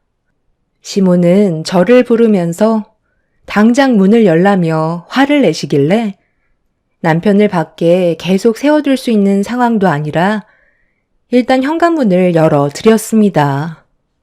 그러자 시모는 남편을 옆으로 밀치더니 집으로 들어오시면서 저에게 막말을 퍼부으셨습니다. 적당히 쉬었으면 식당으로 들어와야 하는데 다른 일자리를 구했다는 거에 화가 나셨던 거였죠. 남편은 하고 싶은 일을 하게 그냥 놔두라면서 제가 힘들어하는 모습을 더는 지켜볼 수 없다며 언성을 높이고 있었죠. 제발 그만들 좀 하세요. 이 사람이 정말 오래 버틴 거지. 두 분 다 얼마나 사람을 들볶고 상처되는 말을 많이 하셨으면 직원들이 하루도 버티지 못한 채 뛰쳐나가겠어요. 특히 엄마가 제일 문제예요. 직원이 돈을 받고 일을 하는 입장이지만 그분들도 가정이 있는데 그렇게 막말을 쏟아내면 기분이 좋겠어요? 계속 이러실 거면 차라리 물려받지 않을게요. 식당 두 분이서 운영하세요. 저도 더 이상은 힘들어서 못하겠어요. 힘든 식당 일 서로 웃으면서 해도 쉽지 않은데 오픈할 때부터 인상 쓰고 잔소리만 늘어놓으면 어느 누가 오래 버티겠어요? 저는 자식이니까 어렸을 적부터 두 분의 모습을 지켜봤으니 그냥 그러려니 하는 거지. 다른 사람들은 비수가 꽂힐 정도로 상처를 받는다고요. 이 사람 다른 일자리 알아봤으니까 이제 그만하세요. 식당으로 다시 돌아가 일하겠다는 말이 나와도 지금부터는 제가 말릴 거예요. 그럼 더 이상 할 말 없으시면 돌아가 주세요. 다른 집들 쉬고 있는 시간인데 동네 시끄럽게 하지 마시고 일찍 들어가 쉬세요. 너 정말 식당에 나와서 일할 생각 없는 거니? 내가 잔소리 좀 했다고 그만하겠다고 하면 내 마음이 얼마나 안 좋은 줄 알아? 다시 진지하게 생각해봐라. 여태 힘들게 식당 운영하는 걸 가르쳐놨는데 네가 빠지면 나중에 내 아들이 혼자 식당을 책임지는 게 얼마나 힘들겠어? 다시 들어와서 일하는 걸로 해. 식당 일이 힘든 건 당연한 거예요. 두 분께서 운영하셨던 식당을 이 사람과 제가 물려받아 운영하게 될 텐데 그 정도는 감수할 수 있지만 두 분이 저를 대하시는 방식이 잘못됐다고 생각해요. 다른 직원들 멀쩡히 잘 다니고 있는데 저만 일을 그만두겠다는 건 저한테 문제가 있어서 그런 거겠죠. 하지만 새로 들어온 직원들이 하루도 못 버티고 뛰쳐나간다는 건 문제가 있는 거 아니겠어요? 아버님, 어머님께서 식당을 운영하시는 방식이 잘못됐다고 생각돼요. 차라리 물려주실 거면 이제 그만 손 떼셨으면 좋겠어요. 이 사람도 오랜 기간 두 분 밑에서 일을 해왔고 저 또한 식당이 어떻게 돌아가는지는 충분히 몸에 익혔잖아요. 이 사람이 주방에서 음식을 하고 제가 직원들을 새로 뽑아 전체적인 운영을 도울 테니 아버님, 어머님께서는 이제 그만 손을 떼시는 게 좋겠어요. 그렇게 하고 싶지 않으신다면 저는 식당에 다시 들어가고 싶지 않아요. 저는 오늘 확실하게 답을 해드린 거니 두 분께서도 결정 지어주셨으면 좋겠어요. 시부모님께서 식당을 물려주실 생각이 확고하게 있으시다면 차라리 이런 불화가 계속해서 생길 바엔 그만 물러나시는 게 좋을 것 같다고 판단하게 되었어요. 저희 부부가 식당 운영을 못하는 것도 아니기 때문에 최대한 좋게 해결해 주길 바라고 있었죠. 제가 이제 그만 식당을 넘겨달라고 하자 시부모님께선 얼굴 표정이 굳어지셨지만 그래도 남편도 옆에서 편을 들어주니 아무 말도 못하고 있었습니다. 거절을 하실 줄 알았는데 시부모님께선 저희들이 한번 운영해 보라며 더 이상 참견하지 않겠다는 말씀을 하셨어요. 저희가 어떻게 이끌어갈지 궁금했던 것 같아 보였어요. 시험 삼아 시켜보는 것도 나쁘지 않다고 판단하게 되었던 거죠. 결국 다음날부터 시부모님께서는 식당에 나오지 않으셨고, 그제서야 저희 방식대로 식당을 이끌어갈 수 있었네요. 시부모님께서 전혀 관여를 하지 않으셨던 날부터 몇 명의 직원을 새로 구해 안정적으로 운영을 할 수 있었어요. 그와 동시에 손님들 또한 줄을 지어 기다려 주실 정도로 식당의 분위기는 순식간에 바뀌었습니다. 시부모님께선 처음에 많이 불안해 하셨지만 남편과 제가 이끌어가는 식당이 훨씬 더 많은 손님들이 찾아온다는 거에 많이 놀라신 듯 보였어요. 보여주기 위해 그리고 인정받으려고 그동안 배웠던 것들을 전부 다 쏟아 부었습니다. 직원들 관리도 잘 이끌어갔기 때문에 화기애애한 분위기를 연출하게 되면서 손님들께서도 심적 안정이 되신 상태에서 식사를 하실 수 있었죠.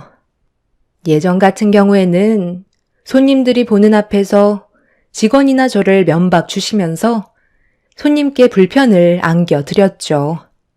그러니 밥이 목으로 넘어가는지 코로 넘어가는지 모를 정도로 음식의 맛을 느끼지 못하셨습니다.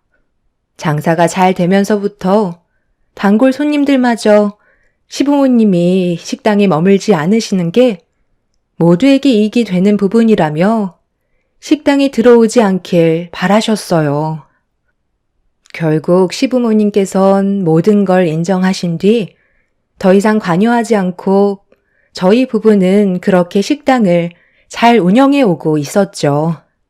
몇 달이 지나고 어느새 2년 정도 경과되었을 때 직원들과 회식을 하고 있었는데 주방에 음식을 준비하는 남편 옆에 여직원이 서서 눈웃음을 치고 있더라고요.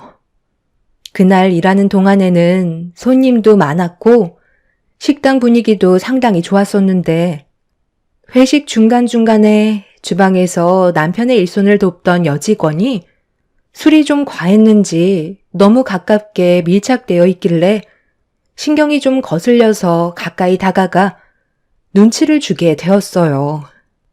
여직원은 제가 나타나자 자리로 돌아갔지만 둘의 모습에서 느껴진 분위기는 저에게 안 좋은 느낌을 가져다 주었고 그때부터 둘 사이가 신경 쓰이기 시작했어요. 여직원은 워낙 일을 잘하기도 했었지만 부침성이 좋고 미모도 이쁜 편이라 남자들이 좋아할 만한 스타일이었죠. 그런데 여자의 촉은 무시 못한다고 좋지 않았던 느낌은 딱 들어맞을 정도로 심각한 장면이 눈앞에 펼쳐지고 말았습니다. 브레이크 타임에 주방에서 식재료를 손질하고 있던 남편 옆에 여직원이 일손을 돕고 있었는데 같이 양파를 다듬던 도중 여직원 눈에 양파가 튀었는지 눈에 들어간 것 같다며 고통스러워하고 있길래 남편이 눈에 양파가 들어갔는지 확인을 하려고 가까이 다가간 순간 여직원이 남편의 입에 입술을 갖다 대면서 둘이 어떤 사이인지 확실히 인지를 시켜주는 장면을 목격하고 말았습니다. 너무 놀랄만한 장면을 보게 된 터라 저도 모르게 몸을 숨겼는데 남편은 제가 볼 수도 있다며 걱정스러워하고 있었지만 여직원은 들키면 어쩔 수 없다는 듯 더욱더 적극적으로 표현을 하고 있었습니다. 저보다 3살이나 어렸던 그 여자 직원한테 남편은 마음을 뺏기고 말았던 거였고 식당에 머물러 있기에는 너무 큰 충격을 받았던 터라 남편한테는 몸살 기운이 있는 것 같다며 급하게 집으로 돌아가게 되었어요. 마음 같아선 당장 주방으로 쳐들어가 남편과 그 여직원의 머리채를 뿌리채 뽑아버리고 싶었지만 그건 지혜롭지 못한 행동이었기 때문에 좀 더 침착할 필요가 있었습니다. 남편과 결혼한 지 5년 차였지만 하루를 봤을 때 주방에서 여자 직원과 함께하는 시간이 훨씬 더 많아서 그랬는지 남편은 그 여자의 눈웃음에 넘어가고 말았던 거죠. 정신없이 살아가다 보니 아이는 꿈도 못 꾸고 있었는데 그건 정말 다행인 것 같았지만 저만 바라보며 살아갈 거라 생각했던 남편에게 받은 배신은 너무 고통스러웠습니다. 결국 이혼 서류를 준비한 뒤 남편과 여직원의 관계에 대한 증거물을 하나하나 모아가기 시작했어요. 그런데 어느 날 그 여자 직원의 실체가 드러나게 되는 결정적인 단서를 얻을 수 있게 되는 계기가 있었는데 식당 일에 전혀 관여를 하지 않았던 시부모님께서 그 여자 직원과 따로 만나고 있다는 걸 확인할 수 있었습니다. 무슨 상황인지 확실하게 알아내기 위해 식당 일을 마무리한 뒤 남편한텐 잠깐 친정에 좀 다녀오겠다며 먼저 집으로 들어가게 한 뒤 여직원을 뒤따라가기 시작했어요. 전화를 하며 어느 골목길로 진입한 순간 시부모님께서 여직원과 얼굴을 마주하고 있었죠. 눈치 못 채게 조심히 온 거 맞지? 어디까지 진행이 되고 있는 거야? 내 아들이 너한테 마음이 전부 넘어간 거 같니? 최대한 서두르는 게 좋을 것 같은데. 마음은 진작에 뺏겼죠. 지금은 제 뱃속에 아이까지 있는걸요? 어머님, 저 임신했어요. 이제 저 식당 물려받을 수 있는 거예요? 저희 부모님께서 임신했다고 하니까 엄청 좋아하세요. 이 사실을 언제 알리면 좋을까요? 어차피 임신했으니까 알아서 이혼 서류에 사인하지 않겠어요? 내일 얘기하는 게 어때요? 너 임신했니? 그럴 시간이 있긴 했었어. 걔가 얼마나 눈치가 빠른데 분명 어느 정도는 눈치채고 있었을지도 모른다. 나는 걔가 너무 싫다. 네가 100배 1000배 훨씬 좋고 진작에 너를 내 며느리로 결정했었기 때문에 두려워할 필요 전혀 없어. 말 나온 김에 내일 임신 소식을 식당 사람들 앞에서 전부 폭로하는 게 좋을 것 같다. 우리도 그때 맞춰서 가도록 할 테니 너는 몸 관리 잘하고 이번 일 끝나면 집에서 푹 쉬도록 해라. 나머진 우리가 알아서 하면 되니까 걱정 안 해도 된다. 내가 진작에 너를 데려왔어야 했는데 너무 미안하다. 우리 아들이 고집 꺾는 게 쉽지 않아서 힘들었지만 지금은 많이 느끼고 있었을 거다.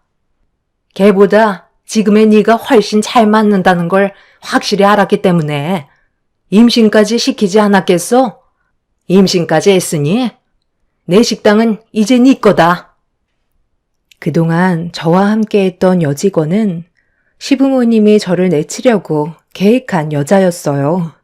시부모가 운영했을 때보다 식당이 잘 되고 있으니 여직원도 시모가 식당을 물려주겠다는 말에 혹하고 넘어간 것 같습니다.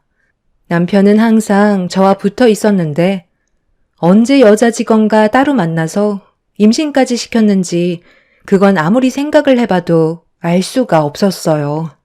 말도 안 되는 너무 충격적인 상황을 두 눈으로 목격해버린 저는 빠르게 녹한 증거물 하나 들고 집으로 들어오면서 배신의 눈물을 쏟아내고 말았어요.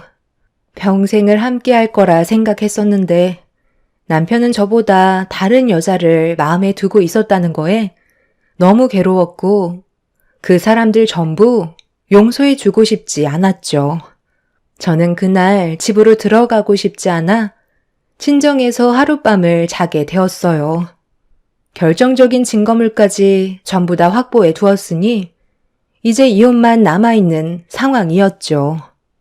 그렇게 다음날 어김없이 식당을 들어갔는데 그날은 시부모님이 미리 식당에 자리 잡고 앉아 있었습니다.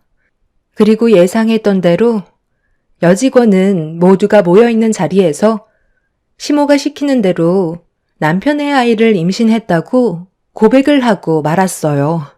남편은 여직원이 임신을 했다는 걸 모르고 있었는지 입을 다물지 못한 채 제 눈치를 보기 시작했어요. 저는 그동안 참았던 분노를 남편의 뺨을 내려치면서 표출을 하게 되었죠. 순식간에 식당 안은 아수라장이 되면서 다른 직원분들이 저를 말리기 시작했어요. 이런 상황을 지켜보며 앉아있던 시모는 자리에서 일어나 저에게 가까이 오시더니 자기 아들의 얼굴에 손을 올렸다며 제 뺨에도 똑같이 손을 올렸고 저도 그동안 참아왔던 감정들이 많았던 터라 똑같이 시모의 뺨에 손을 올려붙이고 말았습니다. 어머님은 제 뺨에 손을 올리시는데 저는 못할 줄 알았어요? 어머님이 어떤 계획을 가지고 계신지 전부 다 알고 있었다고요. 일부러 저 여자를 식당 안으로 들인 거잖아요. 그렇게 제가 싫으셨어요? 제 모든 걸 식당에 쏟아 부었는데 어떻게 저를 내치고 여자를 들일 생각을 하실 수 있으신 거죠? 계획대로 되셔서 아주 좋으시겠어요. 원하시는 대로 저는 저 쓰레기 같은 놈이랑 이혼할 거니 앞으로 잘 먹고 잘 살아보세요. 여기 그렇게 원하시던 이혼 서류예요. 어차피 위자료까지 전부 다 생각하고 행동하신 거죠? 언젠가 저를 내친 거에 대해 평생 땅을 치며 후회하실 거예요. 당신도 정말 그러는 거 아니야. 내가 그동안 얼마나 힘들었는지 알면서 저 여자랑 나 몰래 만나고 있었어? 임신까지 시켰다는 건 내 생각은 조금도 하지 않았다는 거잖아. 이 쓰레기 같은 놈아. 솔직히 당신이랑 사는 거 나 너무 숨막혀. 여자가 살가운 맛이 있어야지. 애교는 전혀 없고 여우 같은 맛도 없어서 이게 여자랑 사는 건지 남자랑 사는 건지 어쩔 때는 헷갈릴 정도로 하니까. 그런데 이 사람은 나한테 얼마나 잘하는데. 여자는 말이야, 남자를 홀릴 정도의 매력을 가지고 있어야 한다고. 식당을 운영하는데 온 정신을 쏟아부은 건 좋아. 우리 부모님께 인정받고 싶었겠지. 그런데 그런 모습을 지켜봤을 때 당신이 너무 독해 보이는 것 같아 점점 마음도 멀어지더라고. 그러니 같이 살고 싶은 마음도 점점 없어지고, 앞으로 이렇게 살아야 한다는 건 내 인생이 너무 불쌍해 보이더라고. 그래서 이 사람이랑 남은 인생 함께 하기로 결정한 거야. 어떻게 임신했는지 궁금하지? 식재료 사러 나갈 때 몇 번 함께 나간 적이 있었는데 그때의 시간을 활용했지. 더 이상 남편의 말을 듣고 싶지 않아 다시 한번 손을 올린 뒤 들고 있던 이혼 서류를 얼굴에 던지고 뒤를 돌아 나오려는데 아직 오픈 시간도 아닌데 얼굴에 핏기가 없을 정도로 힘들어 보이는 손님이 식당 안으로 들어왔어요. 저와 눈이 마주쳤고 저는 눈물을 훔치며 밖으로 나가려는 순간 모녀가 직원들이 먹다 남은 음식 좀 얻어먹을 수 있냐며 구걸을 하고 있었습니다. 평소 같았으면 도와줬겠지만 저도 맨정신이 아닌 상태라 그냥 식당을 나가려고 했는데 시모가 식당 안으로 들어간 모녀에게 남은 음식이 있어도 그 사람들에게 줄 건 없다며 당장 나가라고 소리를 지르며 아침부터 더럽게 노숙자가 들어왔다고 소금을 뿌려대기 시작했어요. 결국 밖으로 내쫓긴 모녀는 식당 안에 먹다 남은 음식에 미련을 버리지 못하고 있길래 저는 그분들한테 가까이 다가가 제 지갑에서 10만 원을 꺼낸 뒤 따님과 함께 제대로 된 한 끼 사드시라며 손에 쥐어 드렸습니다. 저를 빤히 쳐다보던 그 사람은 감사하다며 눈물을 흘리셨고 저도 맨정신이 아니었던 상태라 그렇게 몸을 돌려 집으로 돌아왔어요. 필요한 짐을 챙긴 뒤 친정 부모님께 이 사실을 전부 다 알린 뒤 지긋지긋했던 시댁 집안과의 인연을 끊어내 버렸고 저를 배신한 그 사람들을 상대로 위자료 청구 소송과 함께 관계를 정리하게 되었죠. 본인들도 질질 끄는 건 싫었는지 서둘러 처리를 해주면서 2번 다시 얼굴 마주칠 일은 없게 해달라고 부탁까지 하더라고요.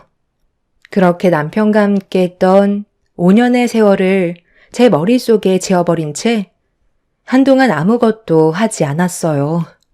저만의 시간이 필요했고 새로운 삶에 다시 적응을 하기 위해 여러 가지 계획을 세워야만 했죠. 한 6개월 정도 쉬다 보니 회사에 다시 출근하는 것보다 저만의 식당을 차리고 싶은 마음이 들기 시작했어요. 부모님께서는 식당 일이 힘든데 왜 또 그 길로 들어서냐고 걱정을 하셨지만 배운 게 도둑질이라고 그 사람들한테 배웠던 노하우들과 제가 평소에 하고 싶었던 여러 계획들을 제대로 펼치지 못한 게 한으로 남아 있었는지 이번 기회에 저만의 스타일로 식당을 운영해보기로 결정하게 되었죠. 비록 전 남편이 운영했던 식당과 비교하면 규모는 상당히 작은 편이었지만 그래도 누구의 방해도 받지 않는 제 식당이 있다는 거에 감사했었고 열정을 쏟아부으며 자리를 잡아가고 있었습니다. 동네 식당이라 손님이 많은 편은 아니었지만 그래도 저 혼자 무언가 할 수 있다는 거에 너무 행복했었어요. 그렇게 식당을 운영해온 지 5년이라는 시간이 흘렀고 어느 정도 자리를 잡았는지 동네 분들에게 입소문이 퍼지면서 어느새 맛집으로 좋은 평판을 얻을 수가 있었습니다. 그렇게 되자 외부인 분들도 많이 찾아와 주셨고 식당을 조금씩 늘려가기 시작하면서 직원의 인원수도 함께 늘어가기 시작했죠. 정신없이 산다는 건 저에게 너무 큰 기쁨이었고 제 음식을 인정받는 것 같아 힘든 줄도 모르며 살아왔었네요. 그런데 마감 시간이 되었던 어느 날 한 모녀가 저희 식당을 찾아와 주셨어요. 재료도 전부 떨어져 버린 터라 음식을 내어드릴 수 없는 상황이었죠.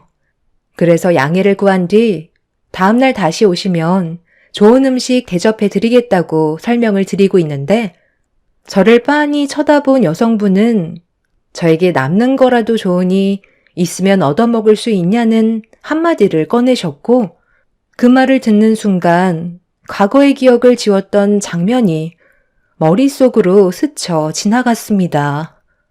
저는 너무 놀라 당황스러운 표정을 하고 있는데 손님께선 제 손위로 10만 원을 건네주셨고 5년 전에 빌려주셨던 음식값이라며 자기를 기억하냐는 말에 저는 고개를 끄덕이게 되었어요. 그동안 저를 계속 찾아다녔지만 알 수 있는 길이 없었다며 그때의 고마움을 잊지 못해 보답을 하려고 왔다는 설명을 들을 수 있었습니다. 그때 제 딸과 쫓기고 있던 상황이라 제대로 된 음식을 먹지 못해 많이 힘들었었거든요. 배가 고파하는 딸을 위해 뭐라도 먹여야 할 것 같아 식당에 들어갔는데 저희한테 음식을 주지 않겠다며 내쫓았을 때 너무 마음이 아팠었어요. 그런데 사장님께서 저와 제 딸을 그냥 지나치지 않으시고 도움을 주셔서 그때의 기억을 잊을 수가 없었죠. 다시 제자리로 돌아갔을 때 꼭 다시 찾아뵈서 제가 받은 도움 똑같이 도와드리고 싶어 저와 제 딸이 제자리를 찾게 되면서 다시 식당을 찾아갔는데 사장님은 이미 그 집안 사람들과 인연이 끊어져 있던 상태였죠. 이사까지 가시는 바람에 저희는 찾을 수 있는 방법이 없었어요. 그런데 저희가 이 지역에 볼 일이 있어 잠깐 들리게 되었는데 괜찮은 음식점이 어디에 있을지 제 딸이 찾아보다가 그때 당시에 사장님과 비슷한 얼굴을 하신 분이 식당을 운영하고 계신 모습이 인터넷 맛집에 올라와 있어 확인차 들리게 되었던 거죠. 이렇게 다시 보니 정말 반갑습니다. 그때 도와주셨던 게 사장님께서는 아무것도 아닐 수 있겠지만 저희 가족에게는 엄청난 힘이 되어 주었던 날이었어요. 그때의 계기로 지금 저희가 이렇게 다시 자리를 잡을 수 있었네요. 5년 전에 잠깐 스쳐 지나갔던 인연이 다시 저에게 찾아올 거라곤 전혀 상상하지 못했었어요. 그때 당시 안쓰러운 마음에 10만 원을 드린 것뿐이었는데 도움을 받으신 분들은 5년이 지난 이후에도 저를 기억하고 있던 거였습니다. 알고 보니 제가 도움을 드렸던 분의 아버님께서 돌아가신 뒤 집안에 큰 문제가 생겨 몸을 숨길 수밖에 없는 상황이었고 재산 문제로 가족들 간의 분쟁이 일어난 상태였습니다. 돈 문제가 목숨까지 위태롭게 만들 정도로 심각했었는지 두 모녀는 피해 다닐 수밖에 없는 불가피한 상황이었던 거죠. 다행히도 부군 되시는 분께서 모든 걸 다시 바로잡게 되면서 제자리로 돌아올 수 있게 되자 여성분은 그때 당시 도움을 주었던 저를 찾아다니기 시작했고 5년이 지난 후에야 저희는 다시 만날 수 있게 되었던 겁니다.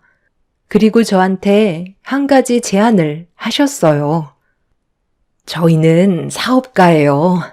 전국을 돌면서 정말 괜찮은 아이템이 있다면 인수를 하고 확장을 시키고 있죠. 사장님께서도 벌써 많은 손님들께 인정을 받으셨잖아요.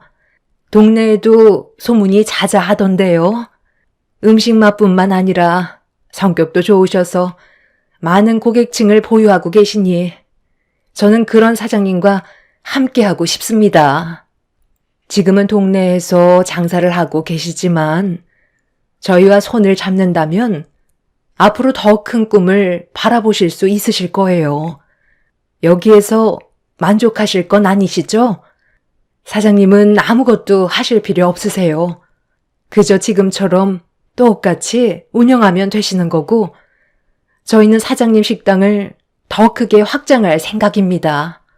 지금은 사장님 식당이 비록 한 개이지만 앞으로 더 많은 확장으로 전국의 수십 개의 식당을 운영하실 수 있게 되시는 거죠. 제가 받았던 그때의 고마운 마음을 보답해드리고 싶네요.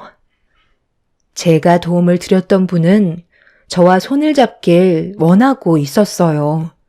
알고 보니 미래의 성장 가치가 있는 사업이 있다면 투자를 해주고 함께 이끌어가는 구조였던 거죠. 저 말고도 꽤 많은 분들이 이 회사에서 도움을 받고 있다는 걸 확인할 수 있었어요. 그렇게 함께 손을 잡게 되면서 제가 운영해오던 식당을 괜찮은 자리에 다시 재오픈을 하게 되었고 전국적으로 꽤 많은 식당을 운영할 수 있게 되었네요. 그때 그냥 스쳐 지나갔다면 저에게는 이런 기적 같은 일이 찾아오지 않았겠지만 지나치지 않고 그 사람들에게 도움을 베풀어 주게 되면서 저에게는 엄청난 변화가 찾아왔죠. 지금 현재 5개의 식당을 확장한 상태이고 그분들의 도움으로 이번에는 백화점에까지 입점을 할 수 있게 되었습니다. 요식업을 하는 사람들의 꿈이라고 할 수 있는 곳에 제가 들어간다는 건 정말 기적 같은 일이었던 거죠. 제가 성공을 하게 되니 자연스럽게 전 남편은 어떻게 살고 있는지 궁금해지기 시작하더라고요. 그래서 길 건너편에 차를 세우고 식당을 바라봤는데 그 집안 사람들은 여전했고 저를 버리고 새로 들인 상간녀는 시모와 한바탕 싸우면서 난리를 치고 있었네요. 손님들이 식사를 하고 있는데 시모가 물건을 집어 던지고 상간녀는 도저히 같이 못 살겠다며 난리를 치는 모습들이 눈에 들어왔습니다. 제가 있었을 때만 해도 식당에 손님이 가득했는데 지금은 파리만 날리고 있네요. 그 사람들 앞에 나타나지 않는 게 복수라는 생각이 들더라고요. 성공했다고 앞에 나타난다면 그 사람들과 또 엮이게 될 테고 제가 오히려 피해를 받게 되는 일이 발생되겠죠. 저는 그 사람들이 무너지고 있는 모습을 봤으니 앞으로 제 인생에 앞날만 보며 살아가려 합니다. 지금 현재 너무 행복하고 역대급 인생 역전의 기회를 2번 다시 놓치고 싶지 않네요. 제 사연 들어주신 여러분들께서도 도움이 필요한 분들이 생긴다면 그냥 지나치지 마시고 꼭 도움을 베풀어 주셨으면 좋겠어요. 분명 언젠가 여러분들께 도움이 되는 날이 찾아올 겁니다. 감사합니다.